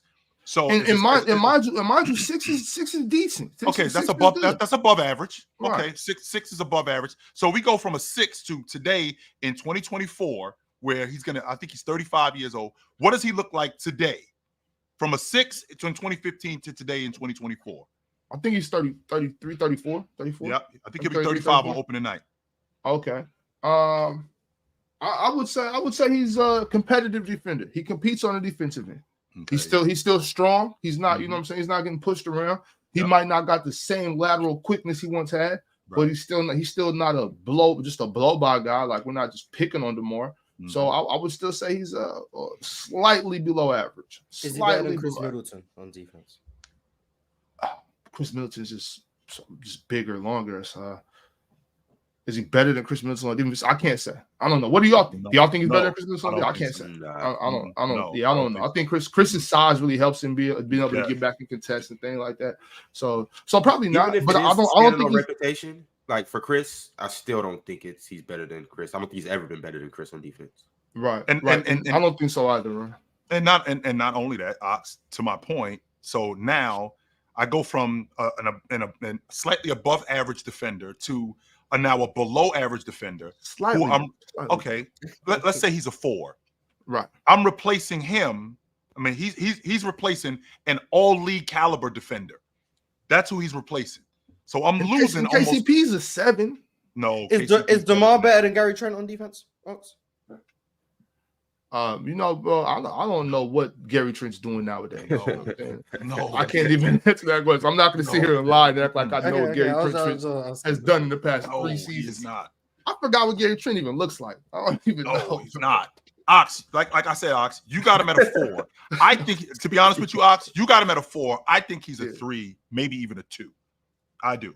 And that means that right. And so that means that now I'm losing almost all of that. I'm losing almost all of that defense, which was one of the main reasons why Denver was so good last season. So now if I'm going to get DeMar DeRozan, all he's really providing me is buckets. That's it. Now, what I really need on this crew in Denver, who statistically was the worst three-point shooting team in the league, is a long ball shooter. That is not who DeMar DeRozan is. DeMar DeRozan plays in the mid-range. He will shoot the long ball, but he plays in the mid-range primarily. So does he really help my crew? No, he doesn't. Right? So now that I'm thinking about, okay, so Denver is a bit sketchy. I'm straight in Minnesota. I'm good in Minnesota. With the Clippers, they're a dumpster fire. But if you put him on that crew with the Clippers, with now, let's see, Russ is going to be gone. So now James Harden is running in the backcourt with DeMar DeRozan. So these are your two defenders at 6'5" and 6'6". These are your defenders. You're not beating anybody in the playoffs. Nobody. Because you 100% are they're making a beeline to both of you. Not just to one of you guys, to both of you. You're not beating anybody in the playoffs. You're gonna be what about Atlanta? Watch, though. What about Atlanta? I don't know if I hate Atlanta. I don't hate Atlanta, but I don't know if he makes them a better. I don't know if he makes them a better playoff team. I mean, I still think that they are a play-in team at best. Sure, I think DeMar got a lot more left in the tank than you're giving him credit for. So you're making it sound like DeMar is like, and mind you, I don't think he's an all NBA guy. I think DeMar's getting that Victor Oladipo treatment. Okay, like, first of all, you know, I'm talking about DeMar DeRozan as a bucket getter. I still think he's one of the best in the game. I think he averaged 24 games last year. He's still elite as a bucket getter. The difference is that when you put him on a crew that you got to supplement does he supplement the other stuff like in Denver? So if I'm losing KCP, I got to get some of that back. I can't lose all of it. Here's the thing though. KCP is gone. That's the sunken cost. He's over. It's a wrap. Okay. Right. You can't make up. You can't just go into a lab and recreate KCP and be like, okay, we got something back for what we lost. It's already gone. My thing is like for the Lakers, for Denver, for hell, even Golden State. The fit might not be the best, but we don't got nothing else to lose. We're already in a bad predicament. Okay, well, let's kill that right now, Ron. Here's the problem with us not having nothing to lose. I got Jokic on the books, and I just maxed him out. I ain't wasting on the Joker years because this sounds like a good idea. I ain't doing that. Hell no. What better move are you? So it's Gary Trent or it's DeMar DeRozan right now. This is what I'm saying, chill. The year's already wasted. Unless they got something magical up their sleeve. My thing is like, you might as well go see what it do for a year.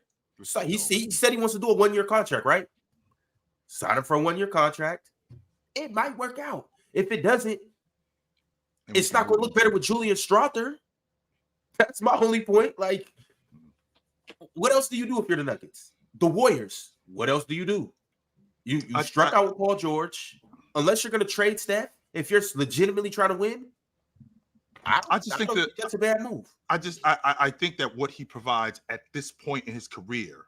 Okay, Ron, we getting on a team in Denver who, sure, Mars said that they're not a level 1 team. If you got Joker on the crew, you are competing for the NBA championship. That's just the way it is. He's going to provide that where you're competing at a high level. And a guy like DeMar DeRozan, who we've seen sometimes get busy in the playoffs, but at his advanced age, going in, I think he's 30. Like I said, I think he'll be 35 on opening night. Still a bucket getter, but it's been proven in the Western Conference that with offense, you still have to be able to defend at somewhat of a high level. To lose that, all of it, and then replace that with just buckets, I think it's a high risk, and I'm not really sure that that's something that Denver is asking for. So where else do you guys think is a good spot for him?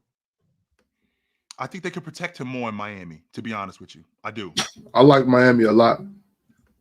I do think that they could protect him more in Miami. And he's the wing scorer another wing scorer that they don't have. I like Jaime Jaquez. I think he's their starting small forward for the next 10 years. But I feel like they could use some more scoring on the wing. Miami, they had one of the worst offenses in the league last year. They had one of the worst transition offenses in the league last year. They were one of the worst jump shooting teams in the league last year. So to add a guy like DeMar DeRozan to that lineup, even though he doesn't provide the defense that you're looking for, I think they got enough guys to protect him with Bam, with buckets, where I think they can make up for that with Terry Rozier.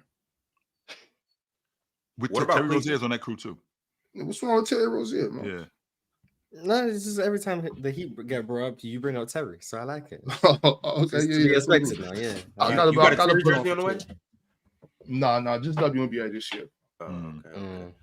How y'all feel about the Cavs with DeRozan? I feel like any team that needs a wing, anytime there's a wing on the market, the Cavs get brought up. That's what I feel happens. Where do you think that comes from, Mars? The disrespect because no one believes in Isaac Okoro and Max. That's what I was just thinking. That's exactly. They need to be playing Karis LeVert anyway. They do in the playoffs. I mean, he's one of the better rotation. He's one of the better rotation players. What you say, Mars? He airballed a free throw in this playoff, so I've lost. Everybody, I've seen that. I lost all respect. I was like, "There's no way." Close the window. That was the problem, Mars. Close the door. That never happened to you before. You never airballed a free throw. I have airballed a free throw before. Yes, I have. You airballed a free throw? I have. Everybody's done it, boys. Yeah, I've airballed a free throw before. Hey, bro, we need a poll in the chat. Have you airballed a free throw? Yes, they're not gonna tell the truth.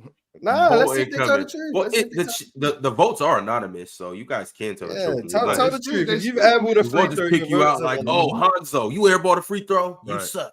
But you know airball free throw. When dudes lie to themselves so much that they start believing the lie. That happens. Chill. That brings me to a question though that I've been meaning to ask you. Would you rather, and let's say it's one of your better players on your team. Let's say it's your second or third best player on your team. Would you rather have a point guard that just can't make free throws to save his life? He shoots like Shaq from the free throw line. Or would you rather have a big that just doesn't clean glass? Like he legitimately just won't get his hands dirty. Like he'll get rebounds if they're uncontested, or maybe he'll get a tip dunk or every now and then. But he just won't get his hands dirty. He's just scared to go in there and tussle. Like on the defensive end too, man? Yeah. Jaren Jackson or rookie Lonzo Ball? That's what I was about. That's what I was about to say. So I would definitely go. I would rather have the big. The reason why is because my primary ball handler, he got to make free throws. He has to be able to make free throws. If he can't make free throws, you don't rock with Lonzo. You don't like Rajon. No, if you got a big that's not rebounding, it doesn't matter if he can make free throws. We're not going to be in the game at the end anyway. Well, Bron didn't say he won't rebound. He will get uncontested rebounds. He'll get in there and actually get some. He'll actually get in there and maybe get an uncontested rebound from time to time. He can get some empty rebounds, absolutely. But if I got a primary ball handler who's just a horrible free throw shooter who can't make free throws, he'll make them half the time. Yeah, I mean Shaq made some free throws in the clutch too. Nah, man, because what the heck is Shaq got punished as good as Rondo was. I mean, he cost them some games because being at the free throw line, he can't make free throws. He cost them games because he can't make free throws. You don't think a big being a bad rebounder has cost his team games before? Well, but here's the difference with that, Mars. The difference with that is that I can actually supplement that. Why? Because I can now gang rebound. It's not just him being a bad rebounder. Last I checked, Jared Jackson was the defensive player of the year and did not average double-figure rebounds. He's not a very good rebounder. Well, right. I want to get some clarification, though, Chill. Can we get some clarification? Like, Ron, are we talking about a 63% point guard free throw shooter in a big average of 6 rebounds? Like, what are you talking about? I'm assuming Rondo. Like, Rondo is the player that's come to my mind. Okay. Rondo or Jaren Jackson. That's like what I've culminated. So I've come to I could live with Jaren Jackson rebound. I could live with Jaren's rebound. I feel like your average like 6 rebounds? 7. This year, I think he averaged 6. Yeah. Oh my God. That's awful. It is. But here's the difference, though, Ox. Like I can't live with that shit. I can't live with that. Don't get me wrong. I don't get me started with him. However, I feel like we could gang rebound to supplement that. We can't make up for you not being able to make free throws. That's a you thing. That's a you problem. Well, late in games, when they're trying to foul him, he just passed the ball. Okay, well, that's so that means that's why Ben Simmons wasn't able to be on the floor. Guys like that. Yeah, probably. Yeah. So Rondo, guys like that. My primary ball handler needs to be on the floor and he needs to make free throws to ice games. One of the main reasons why Philly went in the tank the way that they did was because Ben Simmons, 1, was afraid to shoot, and 2, the free throw line was radioactive. So now it's 6 on 4 because I can't really play him like that. And now my primary... Ben Simmons was shooting 30% from the free throw. Well, this is who Ron is talking about. He's talking about a horrible free throw shooter. Yeah, but if we're going to go to the extreme of 30% free throw shooting, then we have to say the big's averaging 1 rebound. Mars, no, we're not doing that. And the reason why we're not, no. 30% is an outstanding circle. Nobody's ever shot that bad before. Nobody's ever shot that bad. That's what I'm saying. We can't go to the worst. Like, if that's the case, then we're saying Ben Wallace free throw shooting, or we have a big who's averaging 2 rebounds a game. We can't. Ben Wallace was better than 30%. That's what I'm saying. Like, you can't go 30% and use that as the example, but we have a big averaging 6 rebounds. That's kind of unfair. Jaren Jackson's the defensive player of the year. What defensive player of the year didn't average double-figure rebounds? Which one? Marcus Smart. None of them. I'm talking about bigs. We talking about bigs here. We ain't talking about bigs. There is no big as a defensive player of the year that did not average double-figure rebounds, which means that Jaren Jackson at 6 was averaging less than half of what these dudes are doing. Now, would I rather a guy who is averaging less than half rebounding, who is garbage as a rebounder? Yeah, that's a fact, Chill. What I was just about to say, what he said in the chat too. In the chat, you can see can't forget Jaren Jackson was playing with Steven. He was playing with Steven Adams. How many this year he averaged? Jackson? This year he averaged 6 playing next to no Steven Adams. Okay, you're right. How many rebounds did Draymond Green average? Right. I'm talking about when you got the thing. Yeah, how many rebounds did Draymond Green average when he was defense player? I think 8. Not 10. So not 10. Okay, interesting. Is he a big though, Mars? I mean, Jaren how many rebounds? Just like Jaren though. How many rebounds did Marc Gasol average? Marc Gasol. I think he was a double-figure rebounder, Mars, if I'm not mistaken. Hey, check. Someone do some research. I think he was, and if he wasn't, it was definitely close to it. Chill. If Jaren is, then if I'm wrong, I'm wrong. No doubt about that. If I'm wrong, I'm just wrong. One more time, Mox. Draymond, you said about Draymond and Jaren are both power forwards though. Yeah, that's a little different though, Bob. Yeah, why? Well, no, I'm gonna tell you. Draymond play big. He play on the block. He guards bigs. He's down there in the jungle. They don't just take like advantage of first off, Draymond's just a better rebounder in general. And remember the first thing I said is just scared to get your hands dirty. Right. Scared to get in there and tussle. Draymond is still getting in there and tussle. He'll block you out and all of that. Jaren Jackson is just like, bro, for you to be 6'11", play center minutes. Play a lot of minutes. Yep. These are all fair. These are all fair points. In over 6 seasons, you average 5.5 rebounds. Right. I'm not. You know the 7.8. So you know the last 7.8. Hey, that's another defensive player of the year who ain't averaged 10. So you know the last thing I'm going to do is cap for a big man that doesn't rebound. I'm not going to cap for a guard that doesn't rebound. All I'm saying is I don't think Jaren Jackson just is scared to rebound, and I'm more so. My point was more so just saying that Draymond and Jaren are the same position. You know what I'm saying? And both guard bigs and both be on the block. You know, so that was really my point. I'm not saying that Draymond's not a better rebounder than Jaren Jackson. I think 100% he is. I don't think anybody could argue that. Yep. Yeah, I'm just saying I don't think Ben Simmons is a good example of a guard who can't make free throws, because like I feel like it's like saying, oh, we're talking about shooters. Like, you're not really a shooter if you're not Steph Curry. Like, yeah, he's the worst there ever was, but that's like, if we're having this conversation, that 21 playoffs is so far below everything else that it's kind of an unfair comparison to compare to like Jaren Jackson's rebounding or whatever other big is a bad like Brook Lopez, because like 30% free throw shooting is never before seen by anyone. So if that's the standard, yeah, you take the bad rebounding. But if the question was, would you rather have a big who averages no rebounds, like they never get a rebound, or a point guard who never makes a free throw, which one would you rather have? I mean, 0% from the free throw line and 0 rebounds a game. Which one is worse? Because I think that's kind of like where we're going if we're going to use Ben Simmons. I think it's just kind of unfair to use a 30% free throw shooter. But that's just me. I think he's kind of an outstanding circumstance. Even he was like 60% before that little playoff blip, which was just bad. So yeah, that's kind of what I'm saying.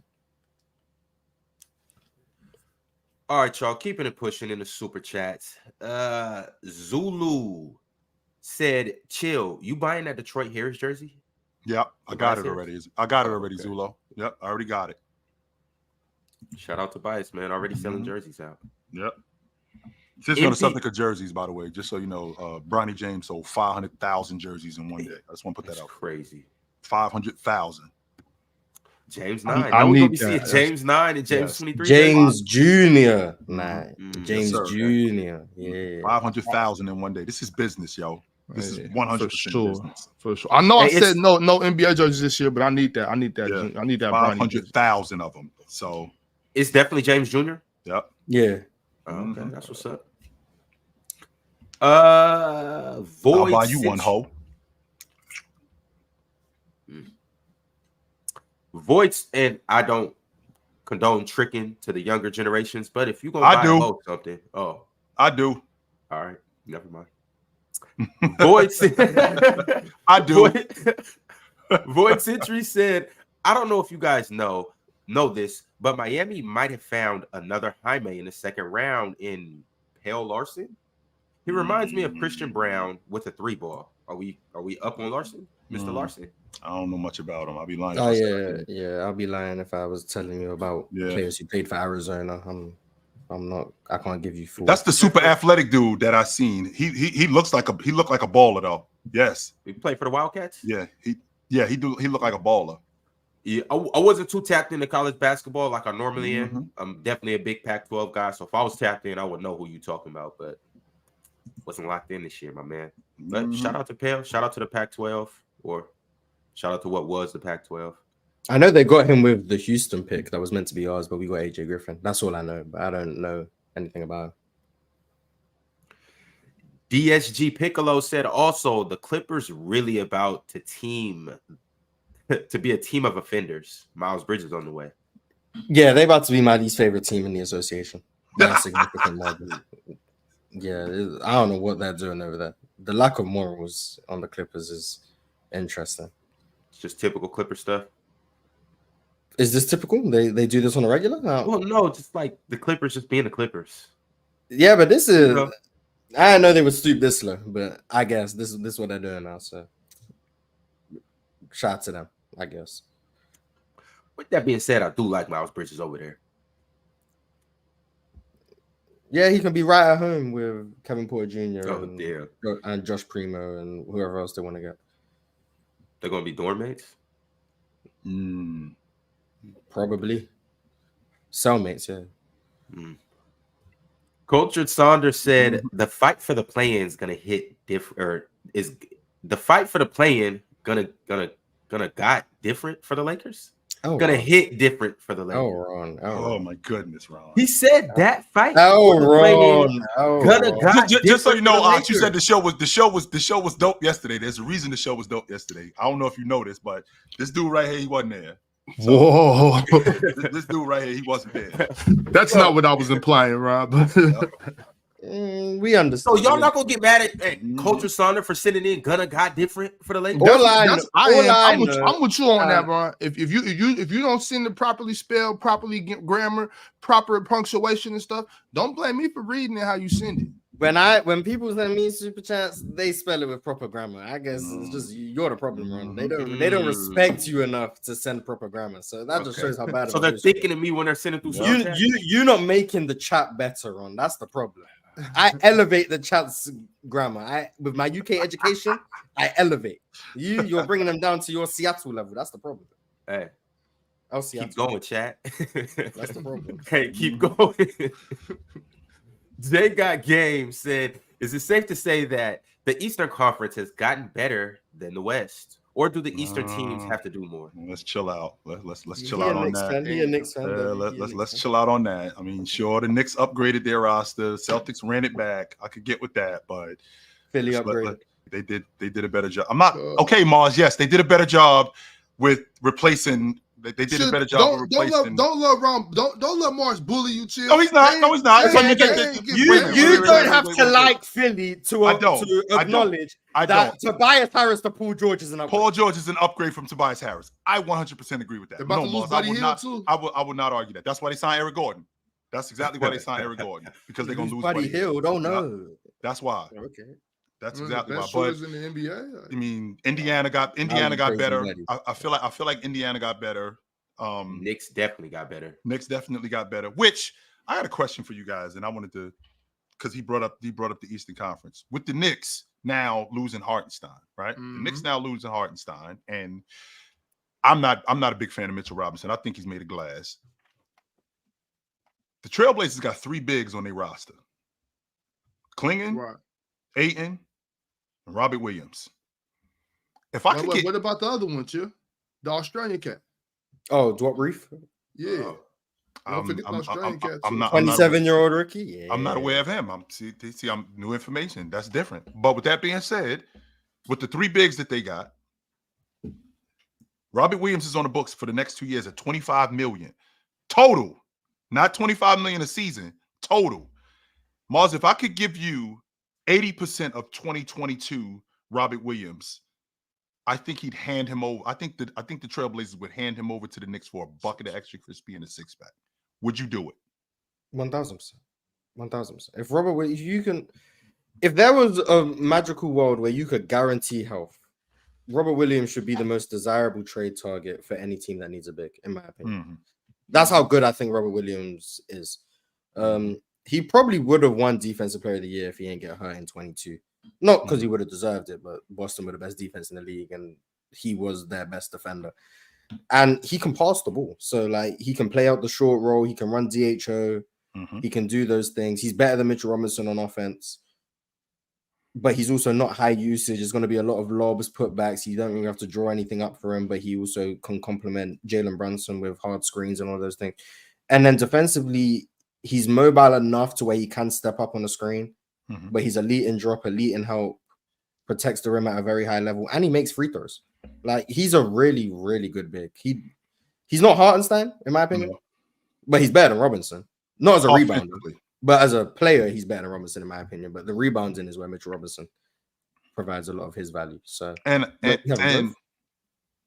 on top of that, if I could get him I ain't even asking for 100%. If I could get him at 80%, because what I saw from him just as a perimeter defender, which I didn't know that he was that good as a perimeter defender as a big, when I saw him matched up on Jimmy Butler couldn't really do much against him. So now I got a guy who can defend on the perimeter. He's switchable, so you can't hunt him. Not only can you not hunt him, he could get to the rim. He's really good finishing around the rim, really good as a lob threat. If I could get 80% of that, I think I could fleece the Trailblazers into handing him over for a bucket of extra crispy and a 6-pack. Off the strength that, and on top of that, Mars, he's going to be a rotation big because he's going to play behind Mitchell Robinson to start. So when Mitchell Robinson breaks down, you get to preserve him, so he doesn't have to play as much. Mitchell Robinson and Robert Williams together, I love that. I love that. You know, one coming off the bench for the other. Mm-hmm. I might explore sending Julius out there, Chill. To Portland. Yeah, to Portland, yeah. You and this Julius Randle stuff, Ox. Portland don't want anyone who's in their prime years who would win them games. I don't. Right. That's fair. Yeah. Not enough. But I'm still looking at where I can send Julius to get another big, you know, maybe another rotation piece, a power forward or something. You know, I'm looking to you know, shore up that roster with Julius Randle. Yeah, I don't know what bigs are really on the market right now. I feel like Robert Williams and Walker Kessler are like the only bigs on the market, and they're both so cheap. I don't think all-stars are going to be traded for them. Someone said Clint Capella. I don't like Clint Capella, but he's a Hawks fan, so I can understand him trying to get off Capella. But yeah, I don't think there's any bigs making Julius Randle's making like 30 million, right? 28. Yeah, I don't think there's any bigs making Julius Randle money who are available. That's the problem right now. I think all the good bigs are good value bigs, so I don't know if I can get Julius Randle. Well, I'm talking DeAndre about, Ayton, DeAndre Ayton is one, but I'm thinking a big and another piece too. You know, see if you can get a couple pieces for Julius. Just like I said, just to shore up that second unit. Ox, you keep talking about Julius. And I know we got to move on, Ron, but Ox, the guy that you was talking about, that you were talking about, who now could change his game and be more of like a 19-10, 19-11 guy who does more of the dirty work, which fits into our culture, especially after what he saw. Why can't you get on board with that? I'm on board with that if he can do that. If he's on board with it, I'm on board with it. That's what I'm saying. I think he can. I think he's. What is Julius 30? What is he? 31? No, he ain't that old. 29. Yes, Julius is 20. Yes, he's 20. He came in 2014, so I'll check. And he was 19 years old. He's probably 29. He's 29. He's gonna be 30 this year, then, right? Okay, yeah. So what I'm saying is, I don't know if he could change his game. If he's willing to change his game and shoot 12 shots a game, be physical, rebound. I'm looking at Julius. You know what? You're gonna have a good season. Do your thing. Play ball. But you're specifically here to rough Giannis up when we see them in the playoffs. That's all I'm thinking about for Julius Randle all year. This is what I got Julius Randle for. I'm not relaxed, chat. I'm not saying he's a Giannis stopper. I'm saying he's here to be physical with Giannis. Yeah, rough him up. That's the only reason. Sure. That's it. If he can just play good basketball, not force a whole bunch of shots, and let Jalen Brunson carry, then cool. But if he's not down for that, Julius, you gotta scram. And I'm talking about as soon as I can. You gotta go daddle. You know what I'm saying? Get up out of here. Also, too, let's not act like it's not gonna be nights where Julius don't give you 25 to 30. There's gonna be a lot of nights like that, shit. Ron, there's gonna be nights like that. But there's no future in that, Ron. There's no future. Why is it not? Why is it not? Because there's never been no future in that. You're gonna get nights like that, Ron, but we don't need nights like that. Look at this squad. We don't need nights for Julius. Like, I'm not keeping Julius around to shoot a bunch of shots in a bunch of games just because I know that sometimes he's gonna give you 36. That's cool. I'm trying to win basketball games. I don't care how we win these basketball games. Right. I want to win these games in a way that's conducive to the playoffs, that's conducive to us making an Eastern Conference Finals run, that's conducive to us seeing I don't know, some team from the West in the finals. You know what I'm saying? And Julius Randle shooting 20 shots a game is not that move. You're right about that. I'm not saying Julius. No, he's not. No, he isn't. Right on that one. No, he's not. What I like about him, though, what I like about that, I don't think Julius should be shooting more than Jalen Brunson on any scenario. In any scenario. What I do like about Julius, though, is first off, you can't put a price tag on somebody who's a rugged rebounder. He's still my you just can't. Player. But also too, like, my thing is, I think he fits their identity perfectly. The Knicks they're a good team and they are talented, but they're a hard-nosed team. Every player on that roster is a hard-nosed player. DiVincenzo, Josh Hart, OG, even Jalen Brunson, Mikal Bridges. Nobody, big fella Robinson. Nobody on the Knicks is soft. Tom Thibodeau, he's not a soft guy. I think Julius embodies that. I think Julius crashing the offensive rebounds and doing the dirty work. I like Julius over there. Even when Julius puts his head down and goes to the rim, I think that fits their identity. They're gonna be shooting a lot of threes. Julius Randle gonna be cleaning up a lot of those threes. Right. I'm gonna tell you like score a lot of second chance. Julius got two options. Turn into a dominant rebounder, a physical defender, and a third scoring option or something, right? The third scoring option. And when I say third scoring option, it's like there's Jalen Brunson, and then there's anybody scoring in the offense. That's the second option. The second option is a good shot in the offense, just getting it in the offense. And the third option is dumping down to Julius in the mid post to let him cook. If we can go that route, okay, cool. If not, Julius, you're gonna find yourself coming off my bench and not playing late game minutes. Okay, so Ox, let me ask you a question. With this Knicks team, what exactly is your identity with this Knicks team? Just a rough and rugged team. We rough, rugged, play defense. We get up quick shots. We, you know what I'm saying, aggressive. Mm-hmm. Like that's our identity. Is we here to make you wish you didn't show up. So with that being said, that's Julius Randle. In fact, he's your second best player. Everything that you just said, that's Julius Randle. Everything. Glass cleaner, bull in the china shop, will defend, hard as nails. He's not step back threes. Okay, contested four shots. Okay, you know what I'm saying? I think we can shots again. We don't need that, Julius. Okay, one, we can remedy that. Two, he doesn't shoot that much. He actually shoots less than 20 shots a game. That's number two.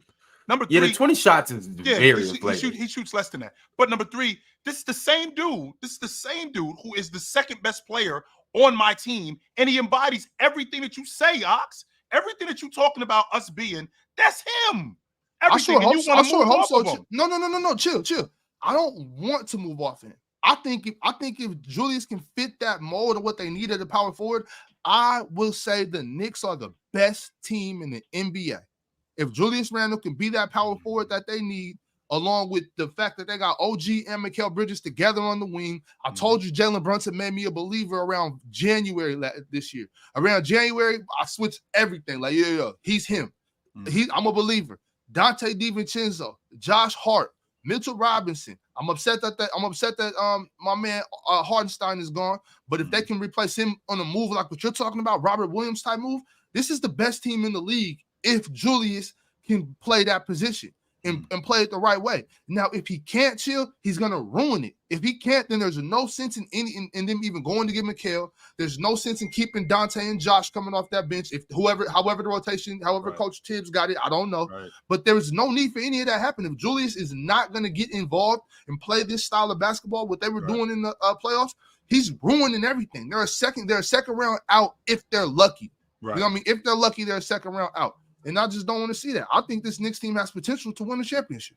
So everything that you just said, Ox, it sounds like this is a small fix because your issue is with the step back threes, with the untimely shots. That's your only issue with him.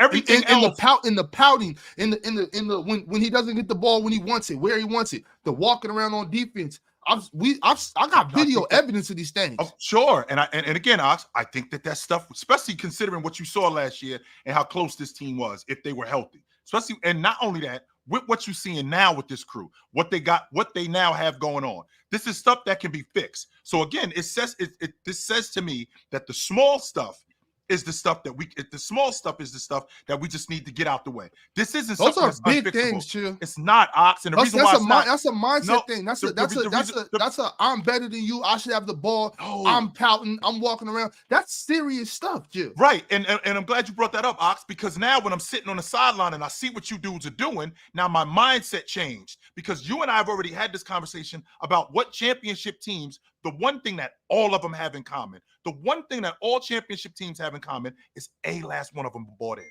Every last one of them. Not one of them, not five of them. We all on the same page. And to see what that Knicks team did last year in the playoffs, as hobbled as they were, right? It's like seeing your brother getting beat up and you can't do anything about it because I got a broken leg. But man, if my leg was healed, I'll whoop your ass. I'll get in there and I'll help my brother out. So I'm sure he's looking at this Knicks crew going, yo, if I was healthy, we would have gone a lot further because I would have been on their page. Well, now they've upgraded the roster and they've gotten better. I'm sure he's looking at this unit going, I can get on their page. So the pouting, that's something small because all I got to do is get bought into what the goal is, which is to win. I got to get rid of that. Right. Okay, the untimely shots, I can tone that down. You can remedy that. Yeah, I can tone that down. That's not a big problem, right? I can tone that down. With all of that being said, I'm everything that you want, Ox. I'm everything 100%. That you need. And if that's the case, there's no reason for me to be gone. 100%. Chill. And if that can happen, if Julius did see that, if a light did switch, because that's all it takes is the light to switch, the light switch to go up. I mean, you like, okay, I get it now. If that happened to Julius on that bench this year in the playoffs, I'm telling y'all right now, way too early prediction. Your New York Knickerbockers are your NBA champions. Simple as that. I think he could do it, Ox. Be honest with you. I do. I think he can do it, man. I really do. I think he can get on their page. I hope so. All right. MP13 said, at Bronny's stature, what level of defender and shooter do you have to be a valuable backup PG on a contending team? Because he isn't 6'1". Because isn't he 6'1"? He is 6'1". Yeah, you have to be very good. You have to be elite at one and solid at the other, or just very good at both, I think. Because even at 6'1" and 3/4 or whatever, 6'2", right, you're still a mismatch against 6'8" people, wings, switches. Like you're going to be switch hunted, regardless of the fact that you can guard on ball. So you have to be a very good man defender at the POA, getting over screens, fighting over screens, staying attached. And then you have to be able to knock down threes on the other end because he's not an initiator. So he has to be able to knock down open threes, coming off screens. When LeBron draws attention or AD gets doubled, he has to be able to knock them down with regularity. I don't have a percentage. It's just about he has to be a viable threat out there. Teams can he become that, Miles? I want you to keep going. You said he's not an initiator. Remember, I just got the job, so I'm not really familiar with the job yet. Can I become that? From what I watched of him in high school and in college, it doesn't look like that's his game. It looks like he's grown up being a role player. Like that's what it looks like. It looks like he's grown up. I love that, Mars. I love that. Yeah, it looks like he's grown up to be a 3-and-D, but not really a 3-and-D. That's him. He can do other things. He can make connective passes off closeouts. Someone close out hard. He can continue the advantage. Those things. He's a smart basketball player, but I don't think he's an initiator, and I don't think he has to be. I just think he has to be able to knock down threes with regularity, command closeouts, and then his feel for the game can tap him from there. So if everything goes right, I think he can be a good point guard option, backup point guard option for teams. If everything doesn't work out, he probably won't make it past this contract. But it's the 55th pick. I mean, if he's out of the league in 4 years, who cares? And if he's successful, I mean, that's a great pick, great value. Ron, if I'm looking at this kid, I'm thinking if I'm him, I'm watching Avery Bradley, I'm watching Pat Beverly, I'm watching Marcus Smart. That's the video I'm watching because that's me. That's who I am. That's how I'm going to stick around in this league for 10, 12, 14 years. That's who I am. Yeah. I thought that super chat said statue. I thought it said the Bronny statue. I'm like, what? Yeah, already nepotism don't go on too far. Let's chill out. Let's chill out on that. Yeah. No, we ain't doing that. KG Sands said, I hate this stupid Julius logic because his teammates love him and he loves his teammates. He underperformed with Peyton as his PG and was injured last time he was in the playoffs. This crew is much better for him to perform. But we still can't, to Ox's point, there are things that we saw. Like we can't turn a blind eye to the flipping out on the bench. We can't turn a blind eye to that. That was going on. All right. And that's something, because to be honest with you, the Knicks, at this point, just with this roster alone, this is probably the closest that I feel like they've been to a championship roster since '94. I can honestly say that this is the closest that they've been to a championship roster. If they ended up making the finals in 2000, the Lakers would have mopped the floor with them dudes. I think they would have smoked them dudes. So this is probably the closest I feel like they are to a championship roster since they were in the NBA Finals and went 7 games with the Rockets in '94. Chill, I've had plenty of asshole teammates that I love. Like I've had plenty of teammates that were like jerks on the court. You know what I'm saying? But like, yeah, I love this dude. Like I'm with him 7-8 hours a day. We you know what I'm saying? We hooping all the time. You know, we're in the gym. I love him. I know he's a jerk, but you know, I know who he is. So I love him.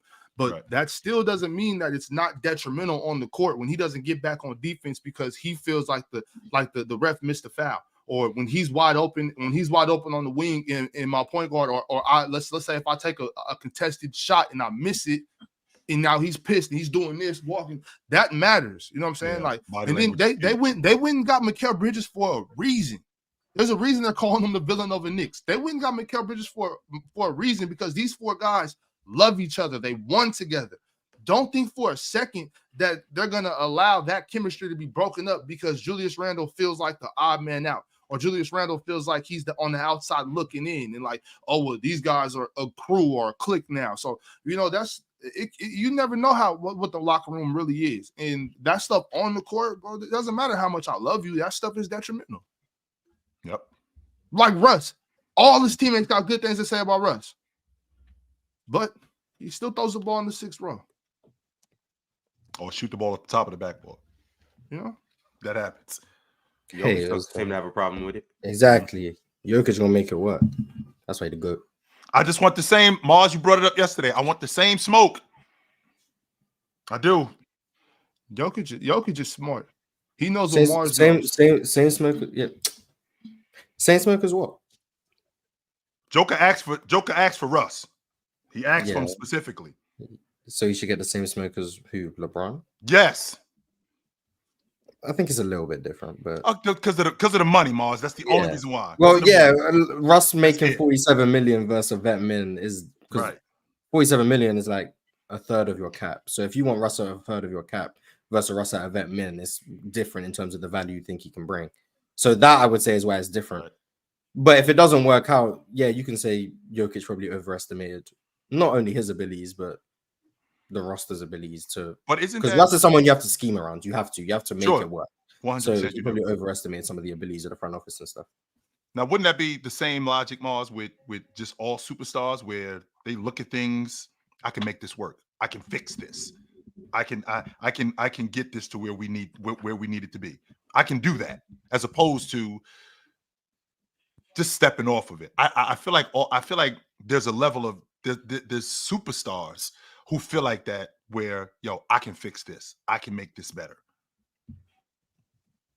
I told you, Jokic is like, everyone be like, Jokic don't care about his legacy.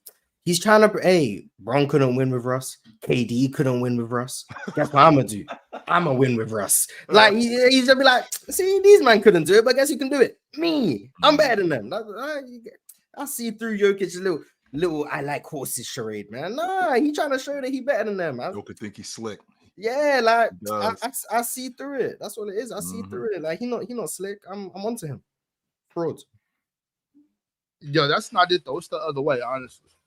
Honestly, it's the other way. He knows what Mars knows, that's over for them. They're not a top tier contender anymore. So Russ over there to scapegoat it. He's trying to use Russ as a scapegoat. He was like, LeBron used him as a scapegoat. So if I use him as a scapegoat, I can get away with it too. He was right. Maybe everybody was right. You can't win with this dude. See, and I'm just one of those. We mentioned Russ, and guess who comes back? Here we go. It's like Candyman. Crazy. Right? It's like the Candyman. He's not been gone for an hour. We say Russ' name, all of a sudden he back. Say his name a couple of times, and he just popped right back up. Crazy world. Oh, by the way, pass that too. By the way. Oh, I will. What was being said about Russ? How Jokic is trying to use Russ as his pawn in his little goat conversation, saying that he can win with Russ and LeBron and KD couldn't. So he's better than LeBron and KD.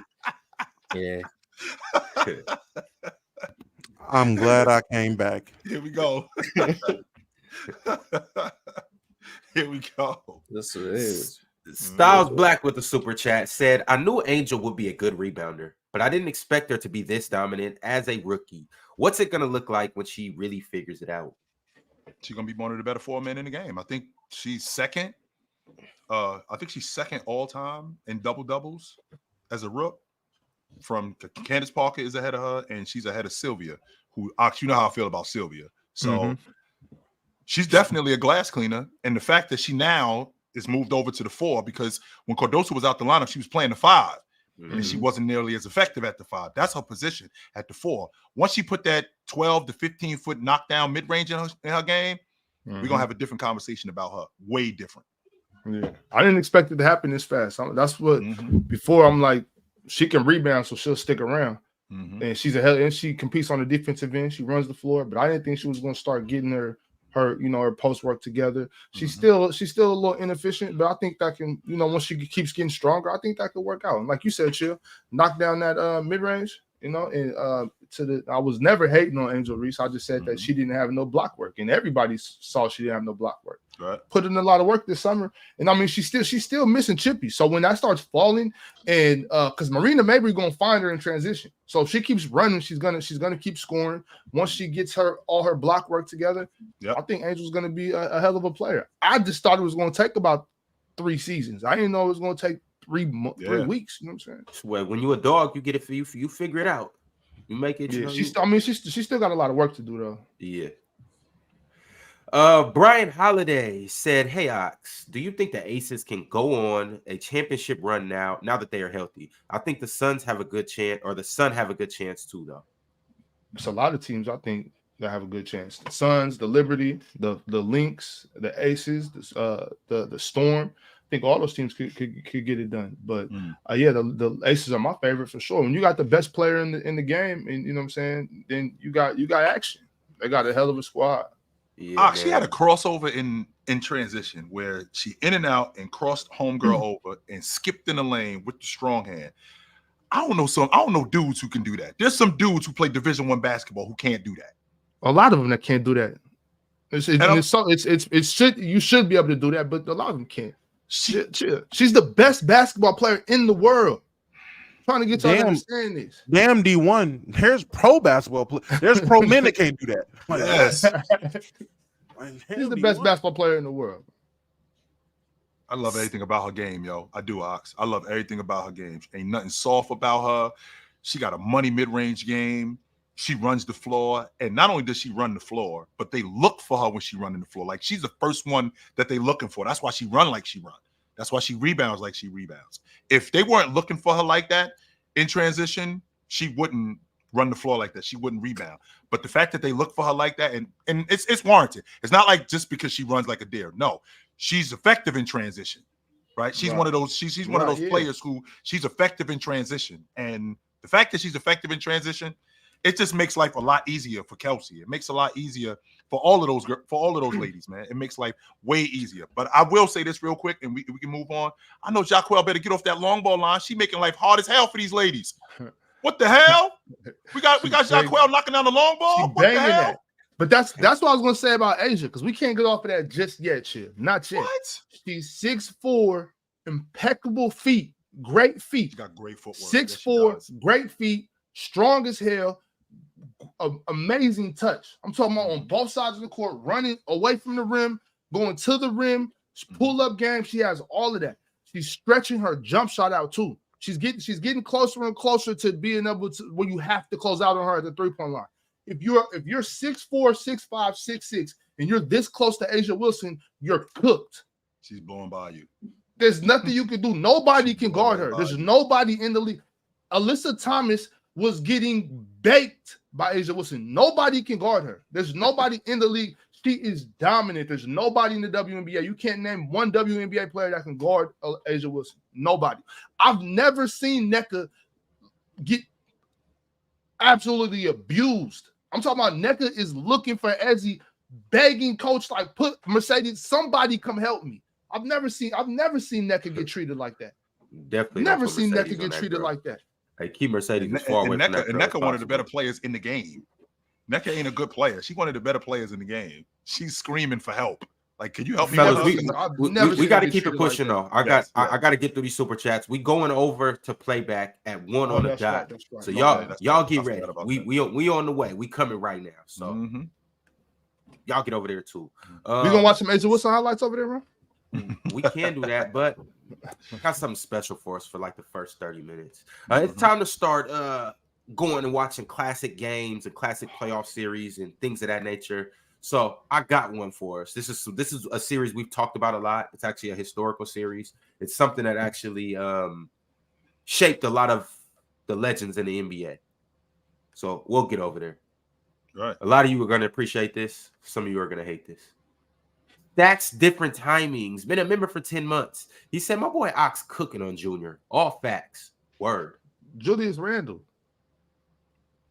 Maybe he was talking about LeBron James Jr. I don't know. No, he wasn't.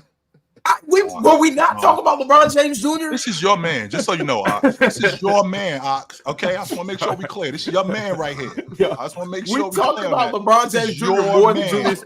Your break, yo, with this dude, garbage, trash. Get Ron off the floor. Get killer. I really think he was talking about LeBron James Jr. That is, in your defense, Ron, that is possible. It's possible. JJWAD agrees with me because he said he appreciates the show. Also, Ron, dub host. He agrees that the show is good. Dub host, I think that's a stretch. Oh, so he mishap. He meant to put L, but I think that's a stretch. Hey, shout out autocorrect, man. Autocorrect know what it's doing. Mm-hmm. Super chat from the Tribe One. He said, if you were the Cavs, would you trade away DG and Allen for Kawhi or KD? No. Also, Lakers finally getting coaches, getting assistant coaches. Haha. Lakers in 6, nah, in 7. Dom, I meant to ask you, how you feel about the new additions to your staff in terms of coaching? I don't know. Scott Brooks and Nate McMillan. Yeah, Nate McMillan. Scott Brooks. Get Scott Brooks to hell. Nate McMillan. I mean, you do got to put the most experience around them. We still need a players coach. I don't know. I like them talking about putting Rondo in there. I like Rondo on the coaching staff. Scott Brooks? Man, if they don't go get Mike D'Antoni. Here we go. Here we go. You know it was coming. I knew it was coming. I'll get some fresh air, Ron. Go get my guy D'Antoni. I'm not too mad at Scott Brooks, though. Scott Brooks is an assistant. Damon Miller is an assistant. I'm not too mad at that. I'm not mad at those two either. Not too mad at it. Did y'all hear Terry? They offered Terry Scott the job 3 times, and he turned it down 3 times for the Lakers. Yeah, the head coaching job for the Lakers. He's not trying to be scapegoated. He's not trying to be scapegoated. They offered him a head coaching job. The head coach job 3 separate times, and he said no 3 times. Terry, like, I'm not getting involved with none of y'all. Yeah, he knows. No matter what, if anything goes wrong, he'd be blamed. He's like, no, I'm not dealing with that. I am not dealing with that. I respect that. Yeah. Dave sent through a super chat and said, "Guys, help me out here. Aside from Ainge fleecing the Sixers in a Tatum/Fultz trade and him fleecing Brooklyn, what has he done since? Thanks, guys." He ain't fleeced the Sixers, but that's besides the point. Fleecing the Sixers. What about what's Danny done since his wasn't he the one to put the? Was he one that's put this whole ordeal together for Utah? Got the assets that they got. Was he the one that got Lauri over there? That got Colin Sexton over there? Got the pitch, got the assets, all that. So I mean, boom. He put Utah in a very favorable situation for their future. Yes. Compared to what people thought they would have been pre-trading Donovan Mitchell and Rudy Gobert. That Minnesota trade worked out for both. He didn't fleece Minnesota, but I think that trade worked out for both of them. Oh, he's not done. Yeah. We're about to see a Lauri Markkanen super fleece. I'm talking about super fleece on the way. I'm telling you, it's incoming. He's about to get top dollar for Lauri. I'm not trading Lauri. Mars is on this Lauri Markkanen trade. I'm not moving off. I'm building my unit around Lauri. I'm not trading him. No. How old is Lauri? Like 26? I think he's 27. Is he? Yeah. Oh, you gotta trade him. He's not ready. I just chill. I know he's I think he's in year 8, if I'm not mistaken. He got drafted in what, 17 or 18? I think 17. Yeah, 17. The Lonzo draft, right? Mm-hmm. He showed up in 17. He's been around a while. Yep, he just turned 27 this year. Yeah, chill. It's not that he's not old. Like he's in it. Damo, he's still relatively young too. But my thing is, like, I just don't want to build a team around Lauri Markkanen. It's no knock to Lauri. I like Lauri. I just don't think that that's where I would want to start. If he was at this level at 23, 24, build around him. He's 27. He's at the beginning process of his prime, but he's in his prime compared to everybody else on the team. Not John Collins. Yeah, everybody else is still John Collins and Colin Sexton. Right. They kind of have this weird group of guys who are approaching their prime years, what's supposed to be their prime years, and then a big section of just young guys. So it's like you either gotta trade some of these young assets to try to build the most competitive team possible, which we all know that this team, they shouldn't compete for a championship or anything like that, but they'll still be a competitive team. They'll still be a scrappy team. They'll still be a team that sells tickets. You either go that route or you trade John Collins, you trade Lauri, you trade Colin Sexton, and you get more young assets to keep that young timeline going. But they got to make a decision. War V Room said that idea. I think, Ron. I think that the idea. Come on, Ron. Get with me, my man. Focus. The idea of the Lakers tax makes the Lakers free agents more comfortable with not front office. Front office more comfortable with not being aggressive because they have built-in excuses for any non-action. I don't even know what the super chat said. I'm sorry. Are we really about to sit here and call it built-in excuses when year after year after year after year, these players that the Lakers supposedly can go get, we can't go get? These trade talks all fall out, and then 2 months later, these dudes get traded for second-round picks. Again, either our front office is super incompetent, which I'm not against, or there is a Laker tax and people charge us more because we're the Lakers. Maybe 2 things can be true, Damo. Two things can be true. I think 2 things can be true in this situation. So I'm not. Our front office is incompetent, and teams know that, so they try to fleece us. I can be bad with money and go into the bank and they go, yo, we need to hold 20% on the dough that we give you.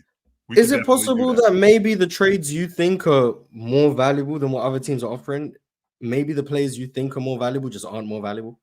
Is that possible? I don't think it's possible. No, I don't think that's possible because I don't think that much highly of these guys. And it's not like I'm sitting here saying the Lakers are just throwing out the best deals, but there's no way people are telling me, oh man, D'Lo is not worth this at all. And Larry Nance is like, stop. I'm sorry. I'm not going for it. Respect Dyson Daniels value. It's the Lakers Summer League roster too. I don't see Jay Huff, so this is already invalid. Shout out Jay Huff. Grayson Murphy. Colin Castleton there, W. Colin Castleton. That's a real big. We still ain't signed him back yet, so I'm not sure how he's gonna fare. Who are these people? I mean, some league rosters just get filled out with guys. Like the only ones who like Bronny, Dalton, Maxwell Lewis, and maybe. Yeah, I've seen a couple names. I'm mad. I'm not seeing. Well, Jay Hood's hurt. I seen somebody. Yeah, Jay Hood's early. He's injured. Yeah, he's injured. Oh yeah, you don't play in your third year, so Max Christie wouldn't be available. Some people play in their third year. I might say I thought some people play in their third year if they're still young, but I think the summer league is dope, yo. Moving along, y'all. Polar Bear said the Knicks lost against Indy because they lack shot creation outside of Brunson. The Knicks need Randle to score and set up their shooters. And they also only had like 3 guys too, so that didn't help. Or they were just playing against a better team. Because they only had 3 guys. Ron, don't start it, Ron. No, last time I checked, the Pacers weren't the healthiest of teams either at that moment in time. It's the same. The last I checked, Chill put the Pacers in his top 4 in the power rankings. He ain't have the Knicks in the top 4. Last I checked. When was this? We did a power rankings last week. You had the Pacers top 4. You ain't have the Knicks top 4. That was before. What's going on now? Okay. Things have changed since then. MP13 said, "Chill. There's no way you see Randle's shot selection and think he doesn't need to rein in on the offensive end. He's a black hole offensively. And that could be if he was white, would you call him a black hole? Racist. Sorry. Say Less Smokes said it's whack that the WNBA would sacrifice integrity of the game to milk money from Caitlin Clark's name. She should not be an all-star. What the hell? Oh man. Hey, don't even worry about it. That is a person who spends their time getting all their WNBA information off of Twitter.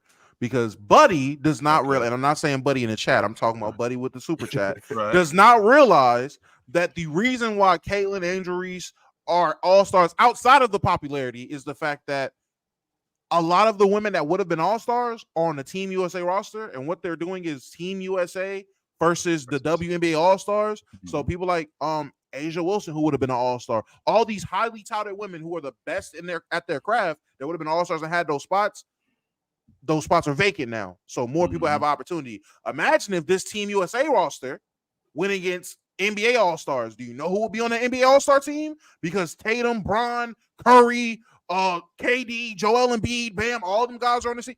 You would see Lauri Markkanen again. You're going to see LaMelo Ball. You might see Peyton Pritchard. I don't know. But it's going to look like they really reached and grabbed for All-Stars because of how they're doing the event. You should have saved your money, gang. And on top of that, Damo, real quick, let's not act like Caitlin can't play. I think she does lead the league in assists overall, and she would probably be higher turnovers. Well, if you see the turnovers that she has, a lot of them are. It's split. I do feel you. There are plays where her teammates got all thumbs and 2 left hands, and 2 left feet, and can't catch and can't finish. I'll give you that. But there are a ton of plays where she is just throwing. She'll throw the ball. She's just throwing away. Something somewhere. Yes. She's throwing Russ passes. Some would say. Yeah. Of course, Russ is brought up in this. Absolutely is. Culture Saunders said, hit, not got. Thanks, Culture. Appreciate you. Culture Saunders also said D'Lo is the Derek Fisher of DJ Augustine's. No. Please don't disrespect Derek Fisher like that. Yeah. I wouldn't say that. He's like, no. That's a good one. And you started this, Damo, by the way. You the one who started this whole the Jason Tatum to Tobias Harris of Oh my God, Damo's the one who started this whole thing. And it be making sense too when I say it does. To be honest with you, I ain't gonna lie. It does. It does.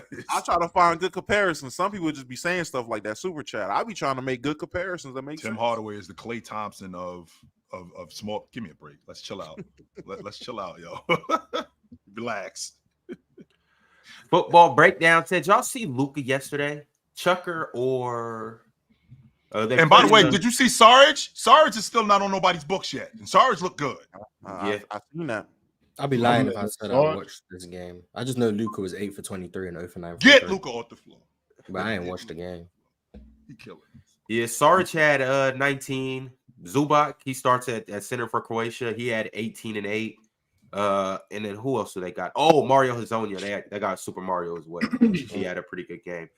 So they ended up beating Slovenia. Luka did have a 26-point triple-double, but Croatia turned back around and lost today to New Zealand. So won yesterday against a good Slovenian team, lost to, I don't think New Zealand's a good team, but they lost to him. So maybe they got the one kid from over there, I believe. New Zealand. I think he plays with them. I think he's a Kiwi, or he might be the kid that played at LMU with the long hair. He got like a mullet. Corey Webster. I don't think that's his name. I'm looking at the roster. I don't know who you're talking about.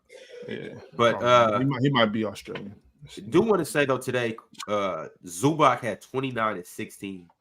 So shout out to Zubac. That's the reason why I do like to watch a lot of the international games too, though, because you really get to see these players like in a different element. In the NBA, obviously you're rolled, but now you get to see these players unleashed, and you get to see exactly how good they really were or how good they really are. So shout out Zubac. Getting to the rest of these super chats so we can get over to playback. Mm-hmm. My man Penn tapped in. He said Mars is 100% right on Gary Trent Jr.'s defense. Bad. Adam West said, please get Ron hooked on phonics. Please. Adam, please get your mom hooked off my phonics. Get her hooked off. He's hooked on right now. Get her off. About to hook off on Ron. 8 Gates Lee said Christmas Day game prediction. Celtics Mavs. Knicks Philly at the matinee. Knicks Philly at the matinee. I like that one. Let's see. I'm gonna say Milwaukee, Indiana. No, not Milwaukee, Indiana. Nope, not Milwaukee, Indiana. It's gonna be Warriors, Mavs, Steph versus Clay, that for sure. I was thinking Mavs, Oklahoma City. Mm-hmm. Mavs, OKC. I was thinking Mavs, OKC. They have to get the Warriors versus Clay. Like that's a mandatory. They have to. On Christmas, you think? Yeah, that's going to be the first time they match up. Guaranteed. They're going to organize it. The first time they go up against each other will be Christmas. If that's the first time they played, then it would be Christmas. I won't argue that. Yeah. Philly. I think Philly and the Knicks at the matinee. The Lakers going to be on for Christmas. We all know. Boston, Denver. That's a good one. Boston, Denver. The Lakers, Suns. Lakers, Suns. No. Mm-mm. Oh. Okay. We could do better. We could do better than that. You can do better than LeBron, KD? Yes. We could do better than that. You moved it, Ron. Maybe Lakers Clippers. Talking to playback. No, that doesn't work neither. I don't like that. Lakers Warriors, maybe? No, we already said the Warriors and the Mavs. Oh, don't forget the Lakers Kings. And don't forget too, Mars. Wemby may be on Christmas today. Christmas, depending on what we can't have a Christmas game. Like. Sacramento, y'all can't even get the All-Star game. So forget. Is Wemby enough to get a Christmas game? Hey, I'm not mad at Spurs and OKC. I'm not mad at Spurs and OKC, but Let's Spurs get started right now. Mm-hmm. Oh, Wemby in chat? Okay. Especially if Wemby is getting busy. Especially if Wemby's getting busy. I mean, he got Chris Paul now. That's gonna be a bad game. They're gonna get spanked. Stop it. They gave Zion a Christmas game. They can give Wemby one. I ain't trying to hear. Go. Okay, I'm not mad at it. Speak about your complaining. KG said, well, Ox, you need to speak about your complaining PG too. I can what? I need you to elaborate. Next time. I don't know. I mean, he just watch. What are they talking about? He ain't complaining. He's just taking control of his future. I want to know what you dudes doing. Oh, they talking about the contract thing? I mean, he's smart. He's smart. If so, then that's not complaining. That's just being smart. See, a lot of people don't know what it looks like to use your think box. When you're not used to using your think box, you don't know what it looks like when somebody else does it. You know what I mean? He's being smart. Don't just waste your career in Sacramento unless they're gonna help you be a team that competes. Like you don't owe Sacramento nothing. Like bounce if they're not doing you right. Get up out of there. De'Aaron a sucker. I don't care. Last super chat from my man Jose Primo. He said, "Happy belated B-Day, Ron." Appreciate you, Jose. I don't get a belated. Because you got 4 of them, Mars. That's why. And somehow it never gets wished to me on my actual birthday. When is your actual birthday? How about that, Mars? Nobody knows. July 4th. Wasn't it April? And then it was February. Your birthday's Independence Day. It's not my Independence Day. It's not my independence. That's right. And that's why you don't get happy belateds, man. Every day your birthday. Even though they declared their independence from Britain, by the way. But anyway, keep going. I mean, it's not like my people had any control of you guys getting independence. Right. Who is you guys?